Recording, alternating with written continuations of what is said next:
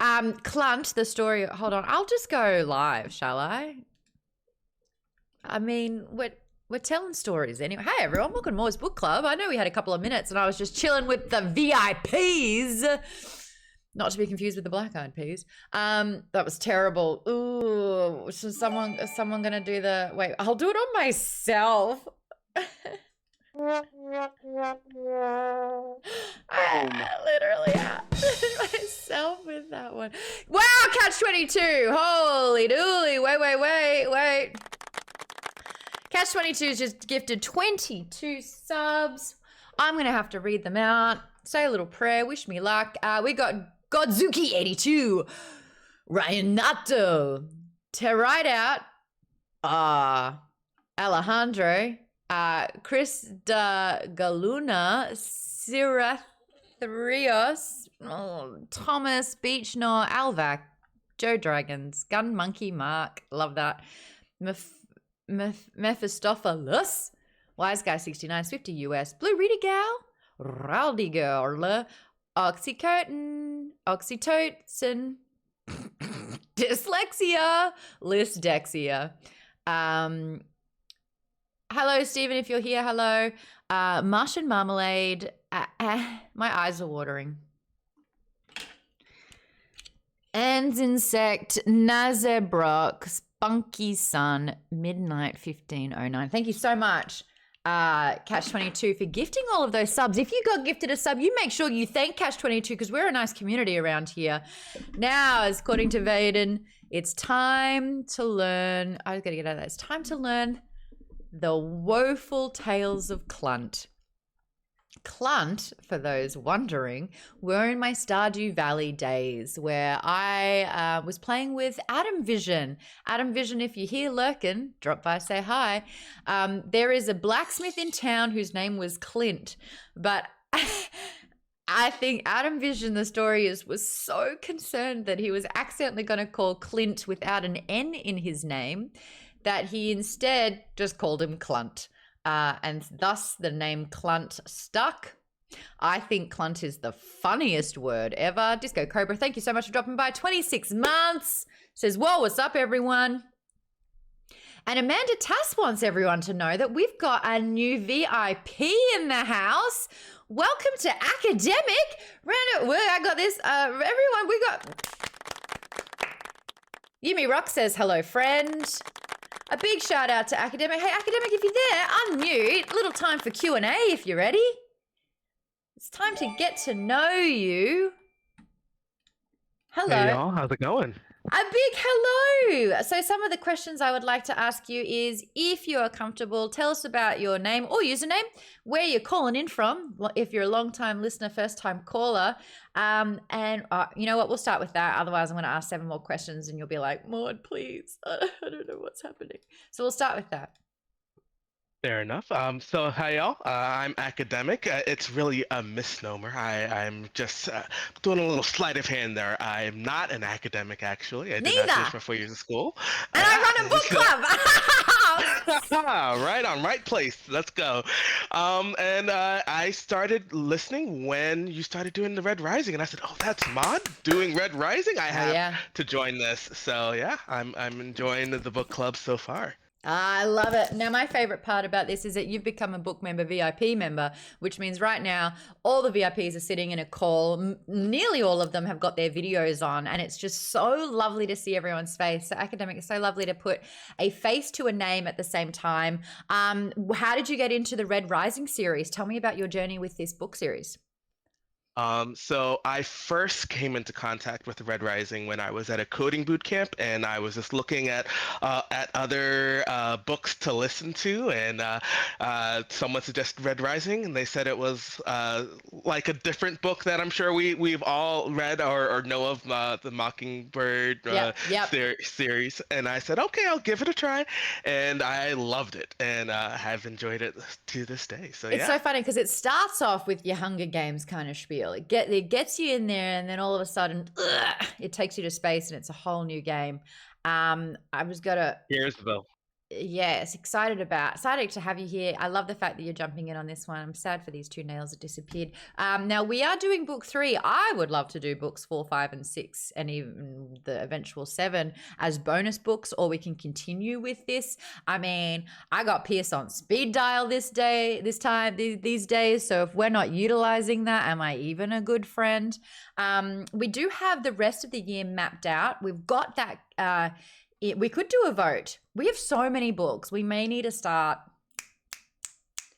getting through them, if you know what I'm saying. I think the bonus book that we did with V.E. Schwab's Darkest Shade of Magic, how did everyone find doing 2 books within a book club, but one was spoken out and the other one was kind of on the side? We had a Q&A with V.E. Schwab at Victoria, which was so amazing. Her brain is so fantastic, and it was cool to hear about how she writes books, about characters and feedback. We're hoping to get more and more authors on board as well. More bonus books would be lovely, says Vaden. Aaron says, I'd be happy for continuing to do it next year. Lisa says, I like doing it. You know how I'm constantly reading. For me, if there's an audiobook, I'm down to do it because I walk my dog every single day and I'm in LA, so there's a little thing called traffic. So I'm churning and burning through books. And I'm also like reading a plethora of other genres now as well. Like I love my self-development. So if anyone needs a bit of a pick-me-up emotionally, I'd love to do a stream or a chat and talk about the books that have really helped and changed and shaped me, even though that's not sci-fi nor fantasy. And I've been reading a lot of chick lit, which I think I need to slow down on because these are men written by women and therefore do not exist in the wild. And I'm just setting myself up for severe disappointment. Also, there's a little bit of BTS hubbub about maybe switching out the rest of the books. Fourth Wing has gotten so much hype as the book of the moment with dragons. Lisa, what was that face? Have you bought the book? Have you already read the book? This is the thing. I got you guys on vid screens now. I can see everything. I haven't read it yet. My sister really wants me to, but you know how I am. I don't like starting series that have not had more books come out yet. True. So I'm like, I want to read it really bad, but I also want to wait until more books are out. Oh, so I've bought it, and not only that, but like basically all the other stuff, the book babes. I just said that. We can workshop that, Tass. Whatever, my squad. I think they're gorgeous. So there you go. We're pretty keen to get stuck into that book, maybe. And I think the Dungeon Crawler Carl books are such easy reads that she gave me a heart. Thank you, Tass. I really want everyone to get into the Dungeon Crawler Carl series. And I am telling you right now, I swear we can do 2 books a month for that one. And I just really, really want to support Matt Dinnerman, who is a relatively new author who, I mean, Vaden, you've listened to the books. If you listen to books, this thing is just pure art. It is so wonderful. But Vaden, you're a big fan? Oh yeah, it's an amazing series, like in probably some of the best voice acting I've heard. So and I just want to be the person that like gets to introduce people to that new favorite series, or like, you know, the good time, because these books are fantastic, but gosh, it's like punching someone in the gut. It's like, read these, and you're just like, whoa, that's a lot. But yeah, we've got more books. I've bought them all. Oh dear, I've got the others. I've got them. I mean, like, hold on, Task screenshot. Yeah, that's free advertising. We've also got, and this is mid-September. Sorry, I'm going away from my microphone. We're getting into mid-September territory. It's been pushed back. But as a bonus book, Gun Dog by Gary Witter.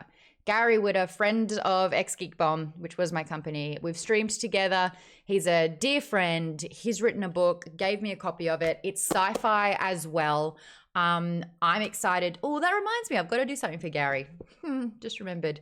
Adam Vision says, good book. He has been great on Threads, says Stargirl. Yes, he's been very active on that. Lisa says we could do both books in August and do Fourth Wing in September. Well, we were even thinking about, because August has 5 Wednesdays in it. So if we do book 1, book 2, and then a chat with Matt, that's what we're thinking. And then maybe Fourth Wing in September. Oh, so that's exactly what you just suggested. I'm literally telling you what you've just suggested. We are on the same page, pun intended. Okay, excited for that one. So bonus books, eat your heart out. It could be changing things up a little bit. Oh, that's right. He gave me really cool things as well, like a patch and some stickers. And I was like, I like this. You know who else would like this? Book club members. Maybe we could do a giveaway. Maybe we can get them on for a Q&A. We're doing really, really fun things. We just wrapped up a giveaway up on the Discord. We've got another one happening next week as well. Plus, because I am a part of the Alienware Hive, I'm currently doing an Alienware giveaway as well. So I'm doing a lot of housekeeping at the start here. We will get into the book, I promise, but there's just a lot that's been happening. If you want to win one of 3 different $500 Alienware codes that you can spend on Dell.com, or alienwarearena.com/redeem. You can enter for absolutely free. There are multiple ways to enter, and all you have to do is click a few buttons. And the more you click, the more chances you have to enter this. $500 ain't no joke. You can actually have some. You can get a whole kit going. You can get a new mouse. This is not enough. This is not. Give me a corner. Yeah, there's a keyboard. We got the new headset here as well. I threw out the instructions before I connected them. But Quebec cannot do sweepstake giveaways. Sorry, Quebec. You managed to decrease the morality of everyone in Quebec by at least 7%. I don't want to speak on behalf of everyone, but I have a good resource right here, and that's what I'm feeling. At least a 7% decline in morale every time a giveaway happens. But it is open to the US and Canada for that one. Classic. Well, I know I skipped the tutorial on my own headset. I thought it was exactly the same as these. It's not. What did I do? Get back on. I turned the light off. Can someone say something just to check if I can hear you? Oh. Yeah. They're still working. I just turned the light off. I want my light back on. I did it. Anyway, we've got giveaway $500 for Alienware stuff. 3 chances. There's 3 different prizes for that. Multitude of chances if you click the link. We've just put it in the chat right there. Swag is always a good way to sweeten the persuasion. And one last thing, if you are on the Discord, we just gave it a whole makeover. We have added channels, we've added genres, we've added more ways to talk about books, we've added our favorite authors, we've added categories to talk about favorite series. We've got a bunch of cool stuff in there, and there's even more locked channels for the members. There's a show chat in there, everyone's chatting. KP Dubs is in there, Vaden's in there, Catch22 is in there. For those that don't want to be on the voice call, you can talk to me in that private channel right there during every live show that we do. If you want to join the members, it's $5 a month. You get those locked channels, you get double entries into the giveaways that we regularly do. If you want to be member plus, you get to be in the show. You get to be one of the beautiful faces that I see every show. We do a little secret no recording after show where we decompress and talk about the things that we won't talk about on air. It's a lot of fun. And you get 10% off merch. And then we've just launched this new tier called Merch Members. It's a secret, says KP Dubs. Zip it. Merch is, we as a community design an exclusive, cannot be bought publicly designed to wear. This time it's a long sleeve shirt. We can put up what it looks like in the Discord if you want to check it out. I just love the fact that we are giving creativity back. It is a community effort to try and lock in a design that everyone's happy with. This one is like a tarot card with a dragon on it for Maude's book club. And I think we're going to try and sneak in Zelda, my dog. Oh, you can just miss her. She's there in every single design. Speaking of merch, maudsbookclub.com/store. We got merch, baby. We got fun, beautiful merch. It went live today. If you remember, you saw it a couple of days ago. I'm going to be buying a lot more of that because I really like it. The designs are amazing. Yes, I'm biased. That's everything done. Discord looks awesome. We've got merch. We're doing 2 giveaways. We're going to be doing more books. Community rocks. We got a new member. Let's talk about the damn book. let's get stuck into it. First of all, we like to do a little round robin. Is book good? Now, currently sitting in the #1 spot of biggest Red Rising fan, Snake. Very good to have you here. You've been doing a collective community read along. How's that been going? No, and you are unmuted, but I cannot hear you. What is your mic doing? I gave you like such a lead up for that as well. Academic, are you probably looking, are you eyeing off the #1 spot for biggest Red Rising fan in the chat? I doubt it. I've been here. I've read it since 2016, but we'll see. We'll see. Debatable #1. Am I awful now? Am I awful now? You are. Hello, Snake. Fantastic. Book. Pardon my French. Fucking good. Book fucking good. All right. Book effing. Swear count, please. Where's chat? Aaron says book good, but book sad. Sprinkle says book is okay. Oh yeah, for sure. Sprinkle says book is okay. What do you want? Okay, we'll get there. Toaster Poster says book is okay. Lisa's like, okay, I'm in that same, but what? That's okay. I will fight you. No one's wrong, but we will fight you. Oh, book slagging I will meet you in good. the bleeding place. Well done, boyo. All right, Snake, tell me why you're loving the first half of this book so far. The book is prime. Yes. Oh, it's God, how to put it into words. Shit escalates. Again, pardon my French. The French have disowned you at this stage. They never owned me in the first place. But like we start in the deepest, darkest depths of hell, slow rise back up, and before we even reach the summit, immediate back to descent into arguably like psychologically less damaging, but physically much more grueling, much more dangerous Yeah. with this whole like frozen hellscape of the Southern Pole. But like, oh baby, love me a good speech to the proletariat to rise up. Love me good old military action and some like stealth operation shit. It's my favorite type of stuff when you're getting all sneaky and scalping motherfuckers in back alleys. Well, Like, we are not clipping that, everyone. That is, we are not immortalizing that, Tim. sorry. That's okay. I'm saving you. It's intense, and I love intense. Intense is one of the things that just like anything that gets me like This jazzed panicking up. when I'm reading it Yeah. is always a good sign. All right. So it seems like most of the group are just like, it is a strong good. It's bloody damn good, boyo. We are loving it. We got a couple of, it's okay. Now, Toaster Poster, you're just in the chat. I'd love to hear your thoughts on that. Jimmy, you're saying everyone wants to fight you all the time. Why only okay for you? And Tim, are you the same? Show me your hands. I'll let Sprinkles go first. Yep. Oh, dear. Yes, I'm right here. Yes. Did you say deer?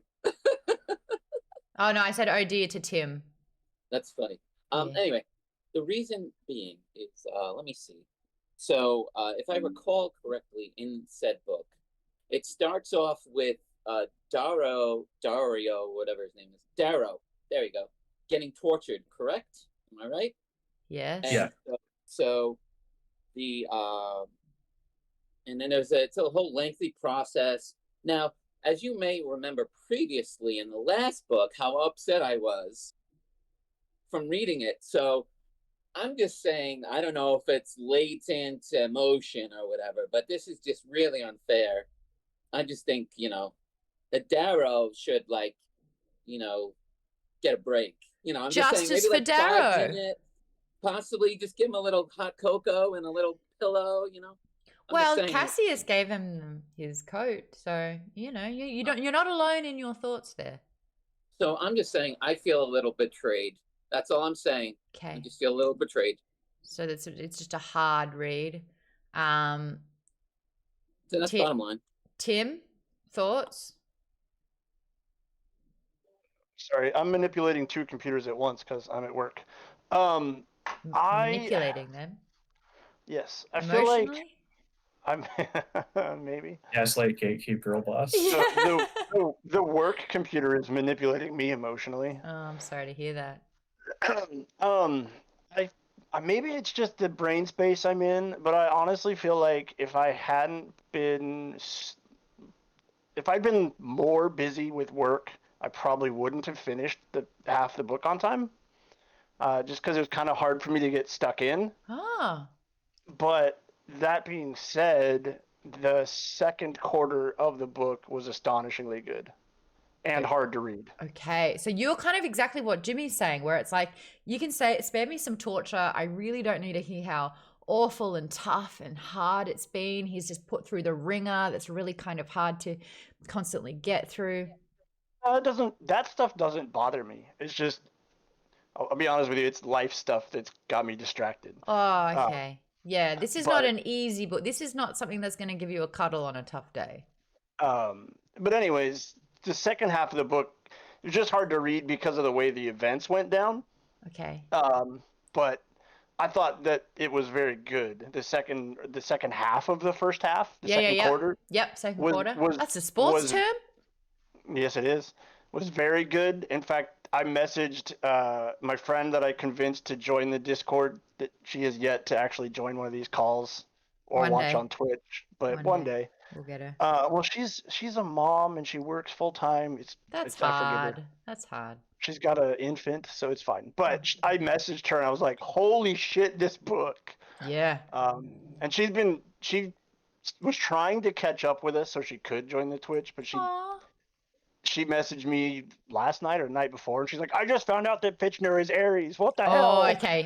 Yeah. So she's right there. Well, we've got those VODs for that. Yeah. There is a And then I had community another friend of mine that was like, I play Call of Duty with, and she was like, "So I'm reading Red Rising on your recommendation, and I really don't want to play COD. I want to go back to reading the book." Let's read more books, people. That's how we do it. So- One at a time. One at a time.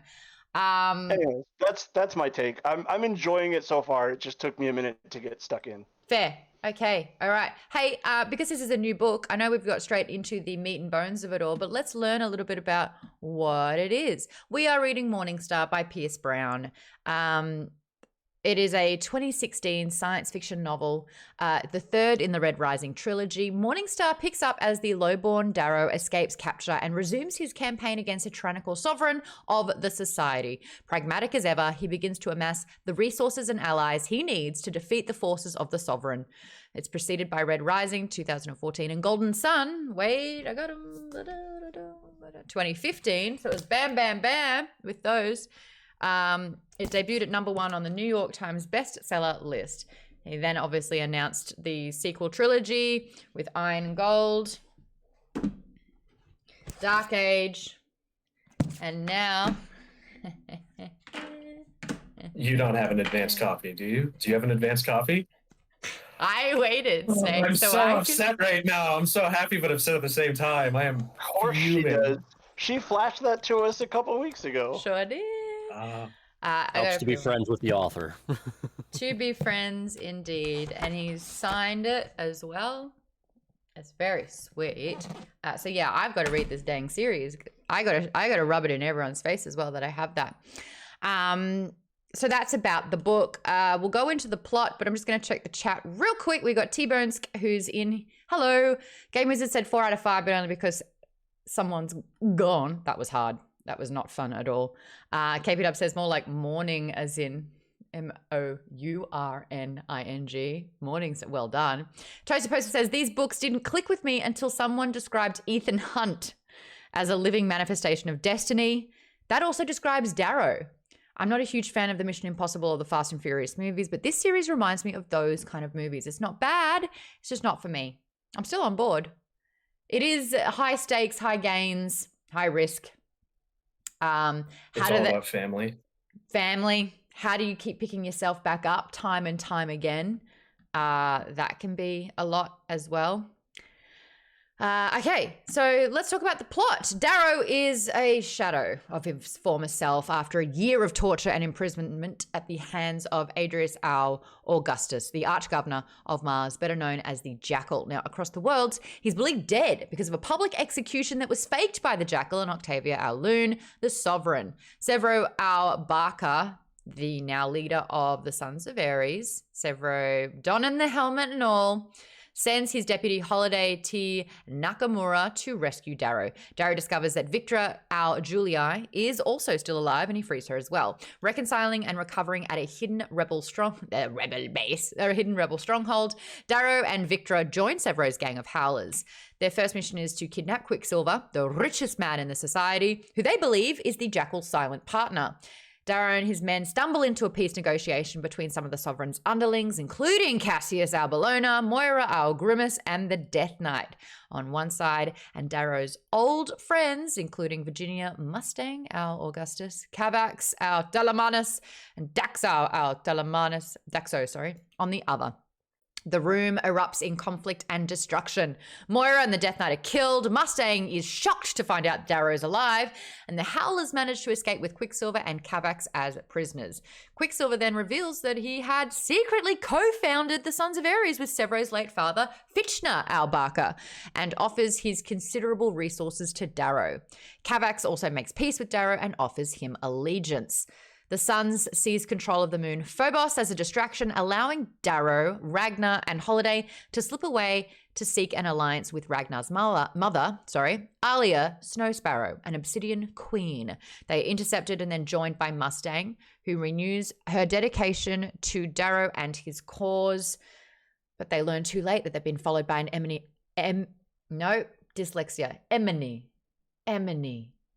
ship. Both ships exchange fire, crash into the frozen wasteland of the Obsidian territory. And this place is plagued by cannibalistic tribes of Obsidian outcasts. So Darrow and his companions ambush their gold pursuers, Aja, Au Grimace, and Cassius. Darrow and Mustang neutralize Cassius, but Ragnar is mortally wounded by Aja before she escapes. Ragnar's sister, Sephi, arrives in time to be reunited with him, only to watch him die. Hoping that the fierce Obsidian warriors will join his rebellion when they see that their gods are just men who have subjugated them, Darrow and Mustang lead Sephi and her Valkyrie to overtake the Golds, who style themselves as Norse gods for the superstitious Obsidians. Alia still refuses to follow Darrow's cause and denounces his group as heretics, so Sephi just kills them. And the former gods, all the Golds, brutally. Sephi becomes queen and manages to rally all of the Obsidian tribes to join Darrow's crusade. So that's the first half of the book. I wanted to kind of go over that so we know what's okay to talk about. I also want to spend this time asking who read ahead. Yeah, right. Not one person read ahead. Well, I mean, like, I feel like I don't need to out myself because we already know. You've read like, we already know I've read the whole series like 5 times over. Five times. Okay, yeah, you know. Academic, same thing. Yeah, about once every 2 years or so. Mm-hmm. Okay, all right. I read the book. I finished it all. I wasn't stopping. I don't care if I'm not leading by example. I don't care if I've got Darrow right there who's like, this is what it means to be a good leader. I make the rules and I broke them. Oh, well done. You stopped, Thierry. You're showing me right now you stopped on the audiobook. I didn't. No rules, Garrett. Darrow himself. An hour before the chat. Oh, you timed it well. What were you saying, Snake? Darrow himself, as he's mentioned, ever the slave to momentum, would just tell you to keep going. You know what? Sevro don't know what he's doing. We can see holes in all the plan, but we're still going to do it. That is me. I read the book, so I'm going to be incredibly wary of spoilers. The reason why I read that was more for me than anyone else, because I do know what's happening in the second half of this book. But we are talking about parts 1 and parts 2 only. If you're in the chat and you've read the whole thing, just letting you know, just the first 2. So it's around Ragnar's death and Sephi taking over her mother to align the Obsidians, and that's where we stop with this one. Am I sorry for reading ahead? Not even a little bit. Blame Pierce. He wrote too good of a book. Oh, bye, Zell. All right, rude. I've got a bunch of questions that I want to get through, and we're already half an hour in. So the members, you can refer to the doc. If you look at the book of the month, there is a link in there. I have written a bunch of talking points. Vaden's added in some quotes. A big shout out to Vaden, who also helped fill out this doc. I really appreciate it. We've got some new characters. We got obviously the return of the golden favorites, Darrow, Virginia Mustang's back, Sevro, aka Goblin's back. He's now Ares. Victra is back. I've got a question about that. Ragnar's back. Sephi, Ragnar's sister, is kind of taking Ragnar's place. We've got a new introduction of Holiday. I'm going to have a chat with her about her too. Quicksilver, he's been mentioned in the previous books, but now he's an integral part. Dancer's back. Narrow's back. Yeah. Faked his own death. He ain't dead. Dio, who's Dio, right? We call it Dio and Io. Dio. I say Dio, but yeah, fair I enough. kind of want to say Dio because Dio and Io. Dio and Io. Narrator says Dio Dio, was a so I go band. Dio. Because you could either go Dio, as in like maybe it's short, it's like a feminized short version of Dionysus, Yeah. or you could say, or it could be just Dio, as in like JoJo's Bizarre Adventure, like it is I, Dio. Dio Yeah. Brando. I will Or say the rock Dio. star Dio. Yeah, Ronnie Too James. gold. Rainbow in the Dark. Rainbow in the Dark. Exactly. She is a rainbow in the dark of the mind of Lycos. There you go. Jacko's back. Alia's, in this and then not. Cassius is back. Cassius will always have a place in my heart. I love that man. Octavia, we haven't really seen much of her in this so far. Roke, we haven't really seen much of, which I, after the end of Golden Sun, thought we would get a lot more of. I'll stop there. And Aja, Algrimus. Okay, so the talking points I want to get it stuck into, and this goes chronologically in order with the chapters. Question number 1. Remember, if you want to chat in the comments, you can do that. Like Stargirl going, I hate Dio and JoJo, has done. Oh, Chuck Rule says Mateo is back. Yep. Sure is. Or we can put your hand up and I can move that conversation around VIPs that way. But the first question is Darrow's form of punishment. Now, a couple of you have said that it was a lot. It's not the sort of, friendly, kind book to get through. But he was interrogated for 3 months and then put in a box. Now, this box was like 6 feet wide and 12 feet long. 6 feet wide when he's 6'5", 6'8" himself. Even taller. How tall is Darrow? 7'2"? He's around 2.5 meters tall, so that's like just shy of like 7'3" Damn. Okay, so he's got a big boy. Ragnar's a big boy. He's 8 feet. Darrow's still a big I know boy. Ragnar's 8 feet. Yeah, he's like Darrow 6 is foot. 6'6", almost 6'7". Wait, 7'6"? 2 meters is 6'6". No, 2.5 Almost six meters. feet. 2.5. 2.5. Oh, You put okay. another. Yeah, like in the book, he's described as being a little over 7 feet. So he's 8'2". No, That's A 2.5 meters. a little over 7 feet. We you know what? We're messing our metrics. We're just gonna stick. I just Googled it. It says he's 6'11", 2.1 meters. That's what it was. No, it was Ragnar who was like over 2.5. It was Yeah, Ragnar who was Ragnar's over 8 2.5. feet. Ragnar's That tracks. 8 feet. So he's 6'11". Wow, still tall. That's a whole foot taller than me, everyone. Only 6'11". What a midget. Yeah, but I'd be like, hello. Wow, that feels weird. And like Victra's only slightly shorter than him. Like only the What do you reckon? littlest She's bit. like 6'10"? Maybe? Tall enough. Tall enough. Wow, Pierce should be in therapy for writing that. Yeah, okay, so we've I'm like, got whoa. we've got I'm just imagining like the Avatar, people Oh, from yeah. the James Cameron film against humans kind of thing. I'm just imagining Carmilla from Castlevania, and I'm like, yes. what was that? 40 minutes before we go to Castlevania mention? I'm sorry. who was We're talking closest? about my favorite book. Who We were was the talking about my closest favorite for book. the We Can't talk about my favorite book without Who my won favorite the TV Who won show. the poll? Who won it? Who won? Who had the closest to 40 minutes? Okay, so Darrow's hands are bound behind his back. So after being sort of incredibly interrogated and he didn't break, he is covered in scars. This guy has been cut up. He's broken. He's nearly starved. Do you guys remember Seven, the movie? How the guy was on the bed and it looked like a corpse, but he was still breathing. Like Christian That's Bale what and I was. Machinist. Yeah, that's what I was getting at. So he's like being fed enough, but he's got like tubes inserted into his gut. Oh, look at that. KP Dubs just gifted a sub to Academic. We love that here in our community. Oh, thank you, KP. Where's your video go? There you are, KP Dubs. That's very lovely. And I can see Academic just beaming with a big smile and waving. So that's sweet. One of these days we'll get you guys on camera. But just for now, it's my fun thing to have. Toast Poster says crunchy Darrow. Yeah, look, not fun. My question is, what do you think this sort of solitude of 9 months in a dark box, what would that do to a person? And do you feel like his recovery was realistic? Who's got thoughts on that? Everyone's shaking their head. Okay, yes, go Snake. I saw a hand waved. So about 9 months in his little personal pan crypt pizza, and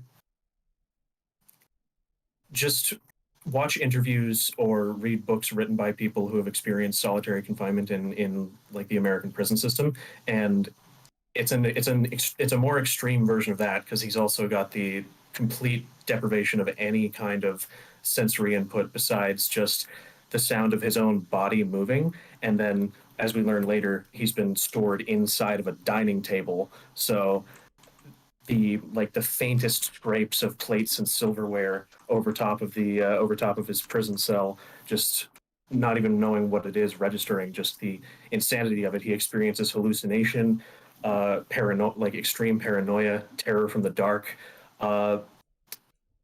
By the time he's released, between then and his their mission to kidnap Quicksilver, it's been established that around 2 to 3 months have passed. Okay.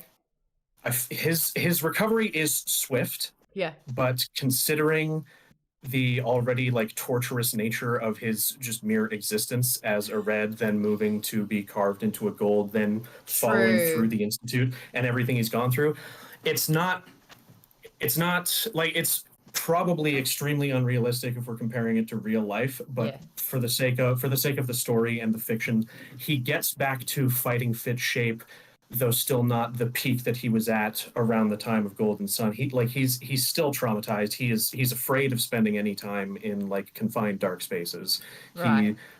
He doesn't trust himself enough. He's having to work through his own now lingering self-doubts from the insane split personality that he's essentially developed as a part of because he had voices speaking to him in his head now, basically as a result of the lack of interaction with another human being. His mind just conjured voices. It's not really stated one way or the other. It could be just in his head, or it could have been that there were speaker systems built into it, and that was the voices saying you're not good enough, and look what you did to Mustang. I think that it might was have been the his jackal. inner. I think it was his jackal, but nah. I think it's most likely his inner demons. But there's It the part is. of me that's that might be the jackal. That might be the jackal. Well, we do know that they use sound as a torture device because that's what Victra was getting, but she was getting heartbeat and all these other where noises. he was darkness and lack of anything. Yeah. Victra was overexposure to everything. Yes. And it's brutal. Academic, you got thoughts on this, and then Tim?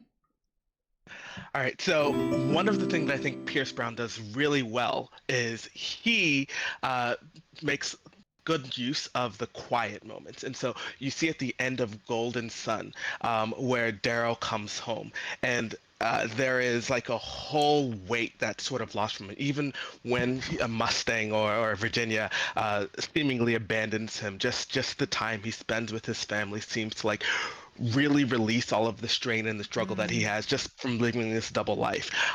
And I think that there is maybe a little bit of catharsis that he's getting just from no longer having to live that life anymore. He may be in pain and struggle and whatnot, but now he doesn't have to pretend anymore. And coming out of that situation, he gets to lead the Rising from a real, true, authentic standpoint, as opposed to like leading it from this duplicitous nature, which was what he was gearing up to do all the way up through Golden Sun. So I sort of tend to lean that this was a really quick recovery in the long run, but it does seem that maybe this is where Darrow's mindset is. Like, I'm no longer living the lie. I get to be true to EO's dream as a Red, or as, whoever. I love that. And I do absolutely take on Snake's point, which is like, as far as things have gone, his threshold for being tortured and going through some bad things is up there. But you're right, we're never really talking about sort of like the long-term mental effects of isolation, of abandonment. We see it in the moment where he doesn't really trust his saviors. But he deals with it pretty quickly. And it was quite interesting that Sevro almost thinks he's weak. And there's that dynamic shift where Sevro has, without question, followed Darrow. And now that Darrow's back and he's this shadow of himself, Sevro has to, is taking leadership and is almost dangerous with his terrorism antics. And I think, Darrow realizes he has to shape out before taking over Sevro again, because Sevro's getting to a really dangerous spot. But I think it's really interesting on male weakness, how it's like, dude was off the radar, seemingly killed, in a box for 9 months, gets freed, and Sevro's like, this isn't the Darrow that I remember.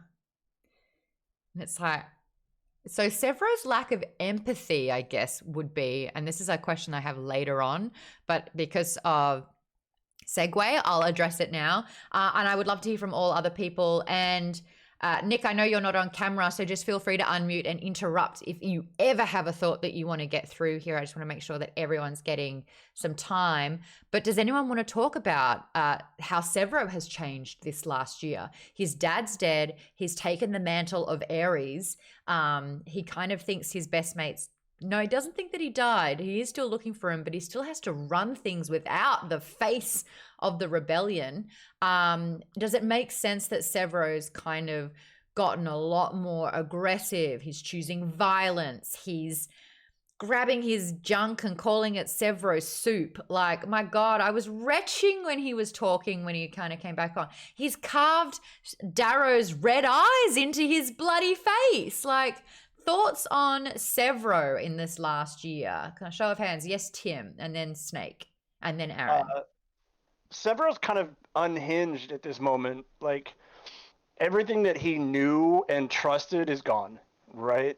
Like, his father was killed, even though he had this weird lack of respect for Fitchner until much later. But he hasn't dealt with that. And then Darrow is gone, and he has to watch Darrow be killed, even though it was faked. We find that out later, but Sevro doesn't know that at the time, so he's dealing with that. But he's also trying to carry on that dream out of, I guess, nothing but pure loyalty. But he doesn't have the capabilities that Darrow has, and I don't think Darrow has them either. Somebody said something about Darrow being a great leader, and I was like, Darrow is a horrible leader. In my opinion, he's in a high risk situation, but this is a time of war. I mean, I will talk about that a little bit more later, because leadership qualities is a big point of contention, and I think a theme here. But yeah, so I think Sevro is just kind of unhinged, just because everything that kept him grounded is gone. Yes, well said. Like, he doesn't even have Mustang around either, and not that they had any kind of close relationship, but she's Mustang not was there. A positive force, yeah, right? And Victra's not there, so he has Ragnar basically, and really Ragnar is a dog. He's a loyal dog. Everybody loves him, but that's what he is. He follows, does what he's told to do. Yes and no. I've got a few Ragnar things to talk about later. He has that, like, he attached right to Sevro after Darrow was captured and just kind of kept going. So yeah, That was my thing. People are saying again with dogs, and Chuck says, "Nah, Ragnar's definitely not a dog." I know what you're saying with that, where it's like Ragnar's sort of following orders. There you go, the loyal friend. I think that's a happy medium with that. I was gonna say also that about Darrow being in the box is he spent 9 months in sensory deprivation, Yeah. and typically you can't spend more than like 9 minutes in sensory deprivation. There's like a room that's the most quiet room in the world Oh, yeah, where you can people actually can't hear stand your it. own heartbeat, and you can't be in it for more than like 2 minutes or you start to lose it. So he spent 9 months. I want to try it. And so do I, but he spent I'm 9 like, months in that. okay, There's no way he would recover. I'm about I to think. say something That's just dark. me. My level of curiosity is just like, what is that like? And Avery, maybe mute me for a bit, because if you've got sensory overload issues, this is going to be very hard to hear. I was like, how bad could waterboarding be? I tried it. I'm with you though. Like I would love to do the sensory deprivation thing or that really super quiet room. I want to know how long I would last. I want to know. I want to know. I want to Yep. know. I'm curious. I don't know if you just heard, but I needed to take a very deep breath just then. It was in the pandemic where it was like I was really bored. I was hanging out with my neighbor all the time. And oh wow, Josh says, I've done the super, super quiet room. It makes you sick. What? That's really cool. Hi, Josh. Oh, yeah, it makes sense that it like induces a sense of vertigo because it's so much to do with it's so much of what your sense of balance has to do with your inner ear, and so if the whole soundscape is all fucky wucky. I'm feeling a bit sick even talking about it now. A big hello to Jay Buntrock who's joined us. By the way, lovely to have you here. How are you finding Morningstar, Jay Buntrock? Sorry to get you in just as you enter. Are you there? Yeah. Can you hear me all right? I sure can. How are you finding the book? I'm loving it. I was a little unhappy with the end of the second book, but I kind of like where the third book's taking it now. I'm really enjoying it. Yeah. I just recommend staunching the wound because you got shanked at the end of that book. Gravy Newell says, hi, Maude. Hello, Gravy Newell. Stargirl says, I've heard that if you do sensory deprivation, that you can actually, you actually have to do it twice. Chuck says, the box is not the same thing as a sensory deprivation room. In the box, you can still hear things. Like he said, he could hear the plates and silverware. Sensory deprivation, you can't even hear yourself clap or make any, oh, okay, that's effed up. I just, kind of pictured that. Yeah, like he was denied the sense of sight, basically, but then everything else was not like everything else was more muted because like the rest of it, like no human social interaction, and then you're just hearing like light scraping against the surface coming through, and it's like, was that a noise or did my mind just make that up because I haven't heard anything? And he was using sensory movement and touch to kind of normalize himself, so he would count and touch the round. Yeah, like that's a kind of a therapeutic sort of grounding technique that I've been taught by a few people, where it's like it's like the 5, 4, 3, 2, 1, 5 things you can see, 4 things you can touch, like 3 things you can smell, 1 thing you can hear, or 2 things you can hear, 1 thing you can taste. Right. Or you can do it in any order, but like in a situation where you're like having a panic attack, trying to find 5 things to lick is I wouldn't recommend that. But it would get you out of it pretty quickly if you're like, yeah. I mean, like, but by the end of it, usually it's just like, the salt from my tears. That's what I taste. If you ask my mom, she's just gonna say, make a cup of tea and talk out the steps to make a cup of tea. No, that's also a good one. Put the kettle on. Grab the cup. Boil the water. A person I was working with had another one where you basically like with 1 finger essentially like trace the outline of your own hand kind of in line with your breathing. That would induce my panic because it'd be like, still not there. That's fine. Everything's fine. I have had some really good comments from earlier when we were talking about particular things. Avery, Sevro's lived a life of being told he's not good enough. He's too small, he's too weak, he's too wild. And then suddenly he gets told that he's inheriting an entire rebellion, and he loses the only 2 people who actually know him on the same day. Well said, Avery. So this is like, yes, of course he's losing it. He's lost the plot a little bit. I know that, and Tass knows this, firsthand.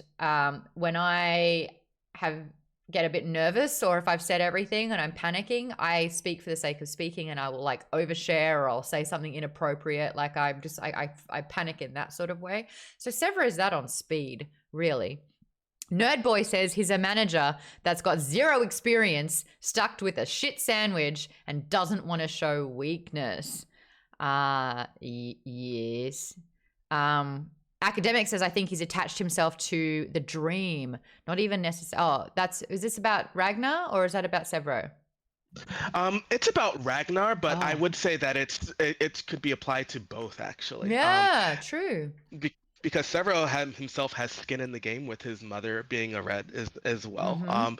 And the fact that he has to continue on this path that his father and Darrow has started, he's really forced into it, right? Because he was part of Darrow's company before the fall, the Iron Fall, and he was supposed to be part of the Triumph. In fact, he was there until he was sent away at the end of Golden Sun. So like he's forced into a position against the crown, right? So the sovereign, that is. And so like now he's like, okay, these are my tools. I have no clue what to do here, essentially. Let's and just now push all the buttons, keep it up. including the big red one. Exactly. Yeah, but he's basically like, I know what I'm good at, so that's what we're gonna do. Everyone's gonna do it because I know how to do this shit. Anything outside of the playbook that I've already pre-established, we're not touching it because I don't fuck with it. Yeah. But like he's basically on like the early version of Darrow's journey, where he's all chock full of piss and vinegar, fueled by nothing but rage and hatred and a desire for vengeance and murder. Well, that's how he's processing his guilt, isn't it? Yeah. Well, His like that's how dad's Darrow dead. originally processed. Like Darrow originally processed it, and then he saw what Titus was doing in the Institute, and was like, okay, so that's a vision of what how Reds can do this horribly, and Sevro hasn't really had the experience of seeing someone fuck it up so bad in the same way that while walking down the same path that he's walking. He's just basically like, okay, my best friend is either dead or like my best friend's been murdered publicly, except I don't believe that he's actually been killed. Yeah. So I have to find him. My dad has been murdered by the guy that I've pretty much hated from day one. Like I always thought he was a Ponzi asshat. I am like the only one who has even like the slightest semblance of an idea of what's going on. And I kind of feel like just this overwhelming desire to pull seniority, because it's like my dad was the leader. He got murdered. Like it's on by me. line of inheritance. Like it's my bag now. I'm picking it up. And so he takes the helmet, and he's basically like, everybody who tries to tell me to like cool my jets, I'm gonna ramp it up more. Can get the hell out of here, because Darrow, the guy who got kidnapped and got my dad killed, had people around him telling him to cool his jets when his better angels, or really in Sevro's case his heavy metal devils, should have been the ones like riding us straight out of hell up into the Silver City of Heaven on Luna, and just collecting scalps. Okay. Like we should have been collecting scalps from day one is his kind of MO at this point. We've got a lot to get through, so if I rush us along, I do apologize, but we literally have an hour, and that was our first question of about 17. So let's get through it all. Vaden, I actually really liked what you said in the comments here as well. I don't think Sevro knows how to process his feelings. I think that's a really important character trait with Sevro. He loved Quinn. His father had a massive secret, and his best friend was stolen for a year. Dude does not know how to process. So you're right. As what Snake says, he just went full ham in the one thing that he knows. Aaron says Sevro and Darrow are dealing with and overcoming grief in different directions. Darrow wants to try and still be honorable despite having to make hard choices, where Sevro just wants to burn it to the ground. Alrighty, and then Vaden says, as Sevro says in the book, he thinks Darrow's letting enemies live, which is why his friends died. Great segue. I have a question here. Killing enemies when you have the chance. This is something that the Jackal does. It's something that Sevro is striving for, and something that Darrow has conflict about. What do you think the course of action is? Is there room for compassion in war? But a big theme for the first half of this book is, if you have your enemy, kill them. the Jackal saying that. The Jackal's always kind of been like that. Darrow kills Vixus when he has the chance, even though Vixus is begging for his life and giving him like, don't just put me in here and I'll do that and I want to save my life so badly. And Darrow's just empty at this stage. He's like, boom. Bleh.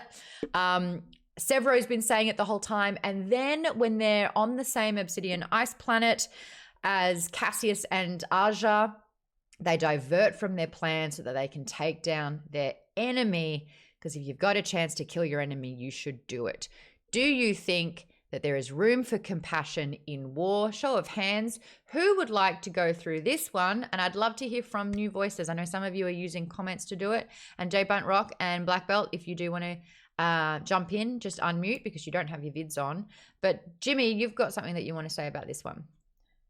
Oh, of course I do. Short and sweet, buddy. Short and sweet. Of course.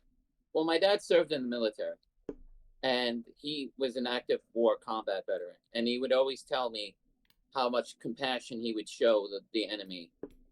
So, I would assume that given the person or individual that you are, it's good to show compassion. But if you don't have those types of point of views, you may not show that compassion.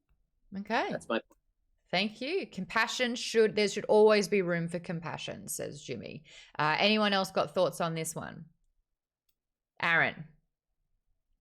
I kind of put in the comments that Darrow kind of reminds me of Batman in a weird way, in that Batman had always in the comics had ample opportunity to kill the Joker, just stop him from being, the mad psychopath that he is, especially after he's harmed so many of his own friends and family. But he never does it, and every one of his friends are always pissed at him because of it. Where I think Darrow diverges because, again, he is at war with somebody who is just, there is no saving this person. I think what Darrow's confliction is that he should try to find a way just to kill them humanely. Just quick, simple, don't torture them, don't make a big spectacle of it, just get it over with, move on. And I think everybody else wants to make it a spectacle because they're always in that whole gladiator mentality of, right, put on the biggest show possible of killing your enemies and use showing fear. Not only showing fear, but also showing who has power and control over somebody they think is lesser than them. And Darrow doesn't want to be like that because he has been on that receiving end of being always under somebody's boot who is more powerful than him. K. Frito is saying, look, it's complicated. Are we killing the leaders or just ordinary soldiers? Like there's a difference person to person. Should we kill the Jackal? Yes. Someone like Aja? Probably. But then someone like Vixus? Is he really a threat? Was he really a threat in that moment? Likely he could have pulled the alarms, but the alarms were already going. Colleen, you said something amazing in the comments. If you can unmute, I would love to talk about this because this is exactly what I was going towards with this question. Especially Sevro. Well, I think Darrow has come to this conclusion that we have to be better than our enemies. If we want to make a better world, we can't just burn everything to the ground. There has to be some building. Mm-hmm. And he sees more of an ideal. But knowing a little bit about what my two sons went through in Iraq, I think sometimes you're put in a position where you lose the control to show compassion. Okay. So, yeah, we, whenever possible, we should listen to our better angels. But I think occasionally we have to show compassion to the people who maybe didn't have that option. Thank you, Colleen. Wonderful. Wonderful contribution with that one. Robin, you said there's room for compassion, but to a point.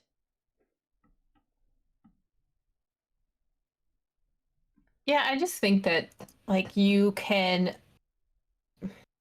maybe if you have the opportunity to kill them and show that you didn't take that shot, then and they aren't grateful because of that, and they give them a chance to redeem. If they don't take redemption, then they're out. Which is why Batman should have killed Joker. Yep. He wasn't changing. There's no room for redemption. Nerd Boy says, Colleen always brings the heart. Love her answer. Yes, there's a couple of instances where we talk about this when Darrow is causing a universal uproar. It's like, hey, we are on the good side. We are not killing others. I don't care if they're golds. I don't care if they're your enemy. We do not murder. We do not maim. We are not sort of, doing acts of war in this. We are fighting for our freedom. So be on your best behavior. If you see someone else kill another person, that's. Well, like specifically civilians. He's basically like, avoid war crimes. If you see a war criminal in action, put that person down there. We're not about that. And I love this reinforcement. We are on the good side, so behave like good people. That we're not out for blood, So I think that was really important. I had another one in the back of my head. Mustang said something like that. Oh, yes. Is Darrow worth following? I'm not sure yet.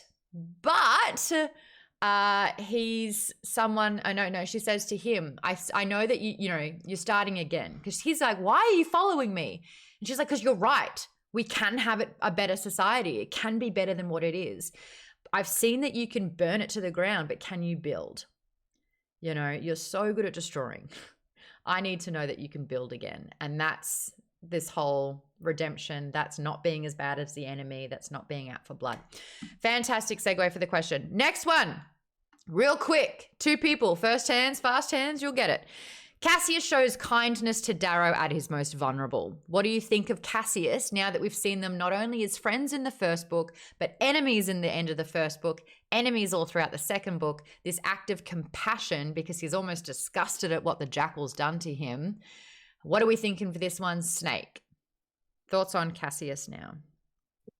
Cassius is attempting to live up to the legacy of his father, who, as we saw in Golden Sun, was a man who had a very rigid and strict code of ethics of how he conducted himself. He stopped his wife from sending in the sun during the duel. They're not the rules. Yeah, like we will abide by the terms as they are written type individual, almost like Elijah from the Vampire Diaries in that sense. But yeah, he's attempting to live now as a man that his father would be proud of, while also possibly attempting to seek redemption because he's like, I know I fucked up, I know I hurt you, but at the same time, like, I have a duty to hurt you. But now when I hurt you, I'm going to hurt you in a way that is only in alignment with that duty, not in a way that is for the sake of vengeance. And we keep seeing Cassius show that he's honorable. He's burying the dead, even though he's on an, isolated ice planet. But he's chasing because he's got to capture Darrow. Who else did I see that had thought about Cassius showing kindness? Tim? 22. Catch 22. I was going to say, I think Cassius has just realized what type of person the Jackal is. Yes. And like, he's aligned with the Jackal basically out of sense of duty to the Golds and the Orate, but I don't think he likes the Jackal, and that's kind of evident later on when he's meeting with Quicksilver and Mustang. So I think he's trying to show the Jackal that's like, yeah, obviously we don't like Darrow, but that's no reason to treat him like there's always something worse. Yeah. Property, or I guess whatever. But yeah, he's basically announcing to the Jackal that there are better ways to do things.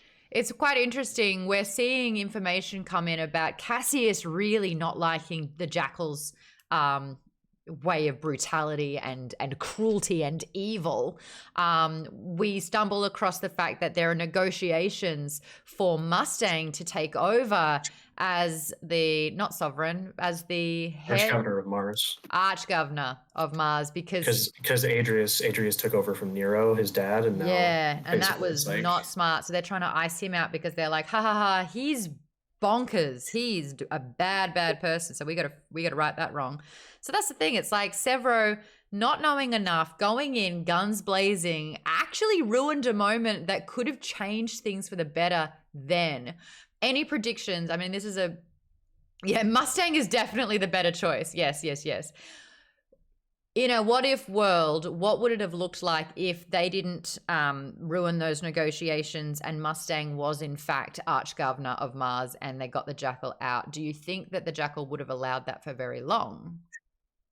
Okay, everyone's shaking their head. Cool. So that actually probably would have exacerbated things. And the fact that it was infiltrated and didn't go through means that Mustang lived to walk another day. Yes, Aaron. No chance. To continue that point, not only would the Jackal not have been okay with that, if he wasn't like kept in chains, almost like he did with Darrow, just locked and confined, he would have found a way to subvert Mustang's rule in any way possible.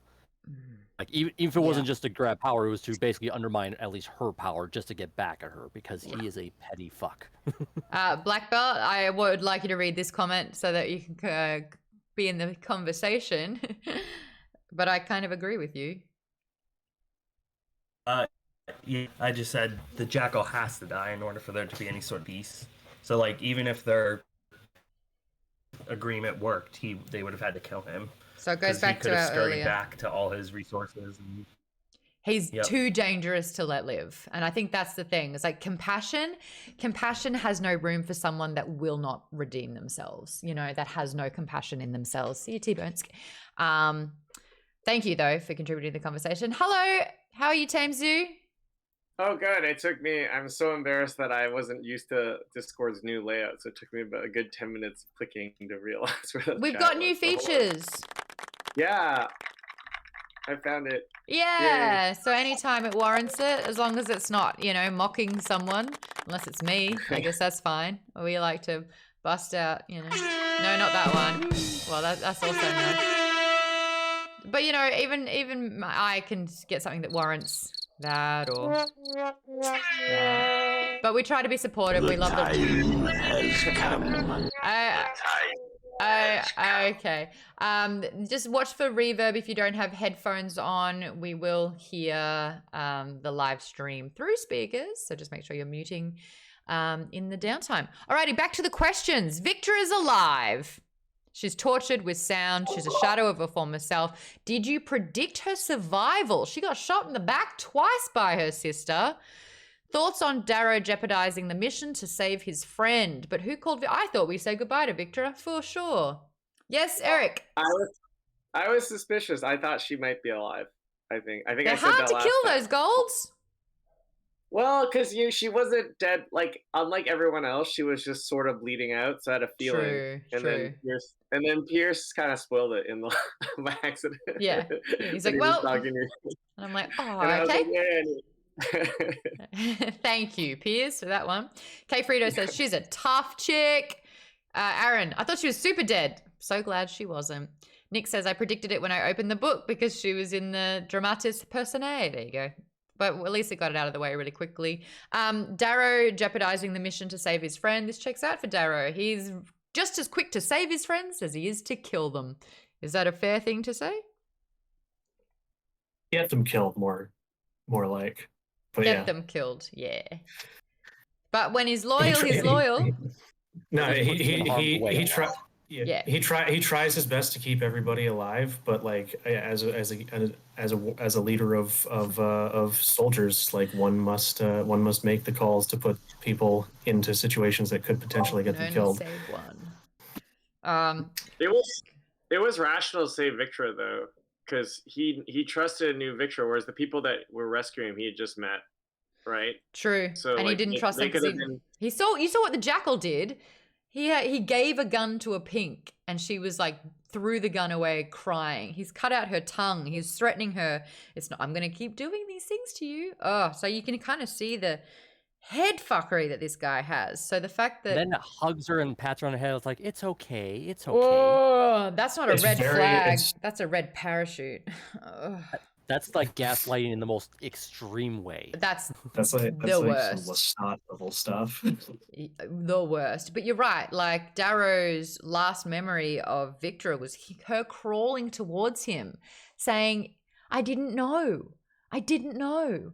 You know, so she just wanted her dying thing was like, "I didn't betray you. I never would have." That is loyalty. Yeah, Lisa says he kept thinking that the rescue was a trick. He's like, I don't know what you're going to do. No, this is a trick. This is the Jackal. I won't let him win. Alrighty, next one, since we're getting through this. Not all howlers stayed with Sevro or the Jackal. They split up a little bit. Those siding with the Jackal are now the Bone Riders, including Thistle, who hated the fact that, you know, Ragnar was holding the Gold's weapon in the last book. But are you surprised that some of them stayed with Darrow now that he's been outed as a Red? Now, they actually thought that he had died because there was the broadcast of his execution. So they're technically following Sevro, who is a Gold, but Academic, you got thoughts on this? Yeah, so it's not really surprising at all. I think about the split at all. I think even Severo mentioned in Golden Sun that when they had that conversation when they first took the packs, that that Severo told Darrow not to tell Thistle or Roke because they were too proud of their color, right? They're too gold, right? And then when, but for the other howlers, it really makes sense because what I think Pierce Brown is doing a really good job of is showing the how society sort of split and how it's sort of striated, even in gold. So like, and like the different levels of disenfranchisement across their name's the pyramid Clown. structure. There was Harpy, you know, like they are Screwface, love Screwface. labeled as the outcasts that they are. Why would they fight for people that just bring them down? Yeah, as soon as they get to the Institute, they're already said, you're not real Peerless Guard, right? So it makes sense that they would say, okay, let's join the folks who, there's two ways to look at it. We can be the kings of the paupers, right? Maybe that's where some of their motivations are. Or some of their motivations could also be, let's join up with folks who actually respect us and we can at least be on the same level because I've been in the dirt as far as they know. Let's be with folks who know what it's like to be where I am. That's it. There's oppression across the board and it's no in the fun. Dirt for a goal, but still well off compared to everybody else in the society. That's it. It's like the Reds are going, oh, you had it tough. We lived a lie underground. Like we were on rations that were taken from us. Laurels were a lie. Yeah. But then again, Chuck says they were actually brought to the Institute to die. They were the ones who were supposed to get killed in the first challenge, but they thrived. Like Severo was supposed to kill the golden child. Okay, great. Next question. We've got the introduction of new allies, Holiday and Trig, RIP. The Greys are joining the fold when initially they were the ones who dehumanized and terrorized the Reds on Lycos. I didn't really think of it when reading it at all, but now that I was reflecting on sort of like all the class and the caste systems kind of getting together, the Greys were the ones that had the worst taste in Darrow's mouth for a while there. When he revisits Lycos as a Gold, he's like, how was I afraid of them? But he was oppressed by the Greys, and now it's the Greys that are siding with him. And without question, Holiday is like brought into the inner circle of loyalty and sort of like on the upper echelon of the team. I guess my question is like, A, what do we think of the new edition? And B, do we know enough about Greys, or did we see more of an arc or understanding of sort of like the role that the Greys have? Snake, your hand's raised. What you got? Greys are the chains that are like Greys represent the links of the chain that wraps around the throat of everyone that lives in the society. They are the first boot in the door in most cases. So it makes sense why Darrow having to deal with Greasy Dan or whatever his name was. Like repeatedly, like them being the physical manifestation for oppression makes sense because they are the police force. They are the main spine of the military, the largest and most visible force in most cases. But then with the development of adding Greys to the rebellion, to the rising, you see that they're still human. They are not machines. They are not killer robots. There is only like in this broad pool of people that you recruit from this caste into your security and military apparatus. Some of them are only going to be able to stomach putting their boot on someone else's throat for so long before they're like, I need I don't to wanna do this. step off. I need to turn around. I need to turn around and aim the gun in the other direction because like this makes me feel like shit. This Yeah, makes me this is feel icky. inhuman. This makes me want to do terrible things to myself kind of thing. So Oh, we got some good it comments. makes perfect sense to me. We got some good comments that I would love KP Dubs to read out and then Avery to read out. They're really well said here, kind of like talking about why the Greys are what they are and why it's important to have them play a very different role and not punch down. KP Dubs?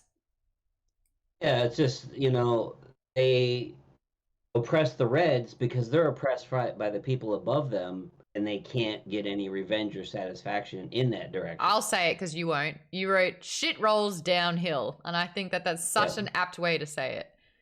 So they oppress the Reds, but someone's like, hey, we're going to give you a chance where you can punch upward. Yeah. They're like, yeah, we're in. Let's do this because we really wanted in the first. Yeah. Chuck Rule says Greys are the face of the oppression to the low colors. Avery, what did you say? I love this. I said, so people tend to punch down to make themselves feel better. Like if they feel like they're stuck or they can't get anywhere, Or it's better you than me. Yeah, people they will punch turn down. where it's like, if someone's going to do it, I'd rather punch than be punched. Exactly. Yeah. So they just make themselves feel better to make themselves feel powerful. And Darrow came in and basically gave them the courage they needed to punch up, which is what they should have been doing all along. The permission. Yeah, it's like, whoa, they're the problem, not them. Well said, everyone. We love it. Okay, next question. We got through that, which was great. Darrow's footage of the carving was released. How do you think that this changed the sway of war? What kind of impact did this have on everyone? What changed? Because there were mixed feelings from Darrow. Darrow was kind of like, why did you do that, Sevro? And Sevro's like, because people need to know. People need to know that, Reds can get up there and that, golds can be penetrated in their class system and we were in there. But then Darrow's kind of like, you basically told everyone the big secret that we were keeping. So who's got thoughts on the carving video? Vaden? Yeah, I mean, it was, like I said, it wasn't like Sevro did it without asking Darrow, and he did it while he was, he couldn't. Well, Darrow was dead. Yeah, Darrow, so he thought it was fine anyways, but I think it was an incredibly important decision, and that it was very smart of him, like by showing that what a Red could accomplish, he broke down a lot of the myths of what people can't do. So he proved that, what's more important is nurture, not nature. So yeah, Reds can rise, and therefore people can rise. It also showed what's possible. It's like there's such otherism here where it's like you can't be near us. We are up here. Like you aren't even close to that. So to be like, well, if you yes, we can actually. It's, it is achievable. Academic. I'm a little surprised, or rather, I'm not surprised. I'm a little let down that we're not really seeing outside of the rising, right? Because we're getting this entire story from Darrow's point of view, and so it's really difficult. Rollo, who was one of the engineers on a ship. Phobos.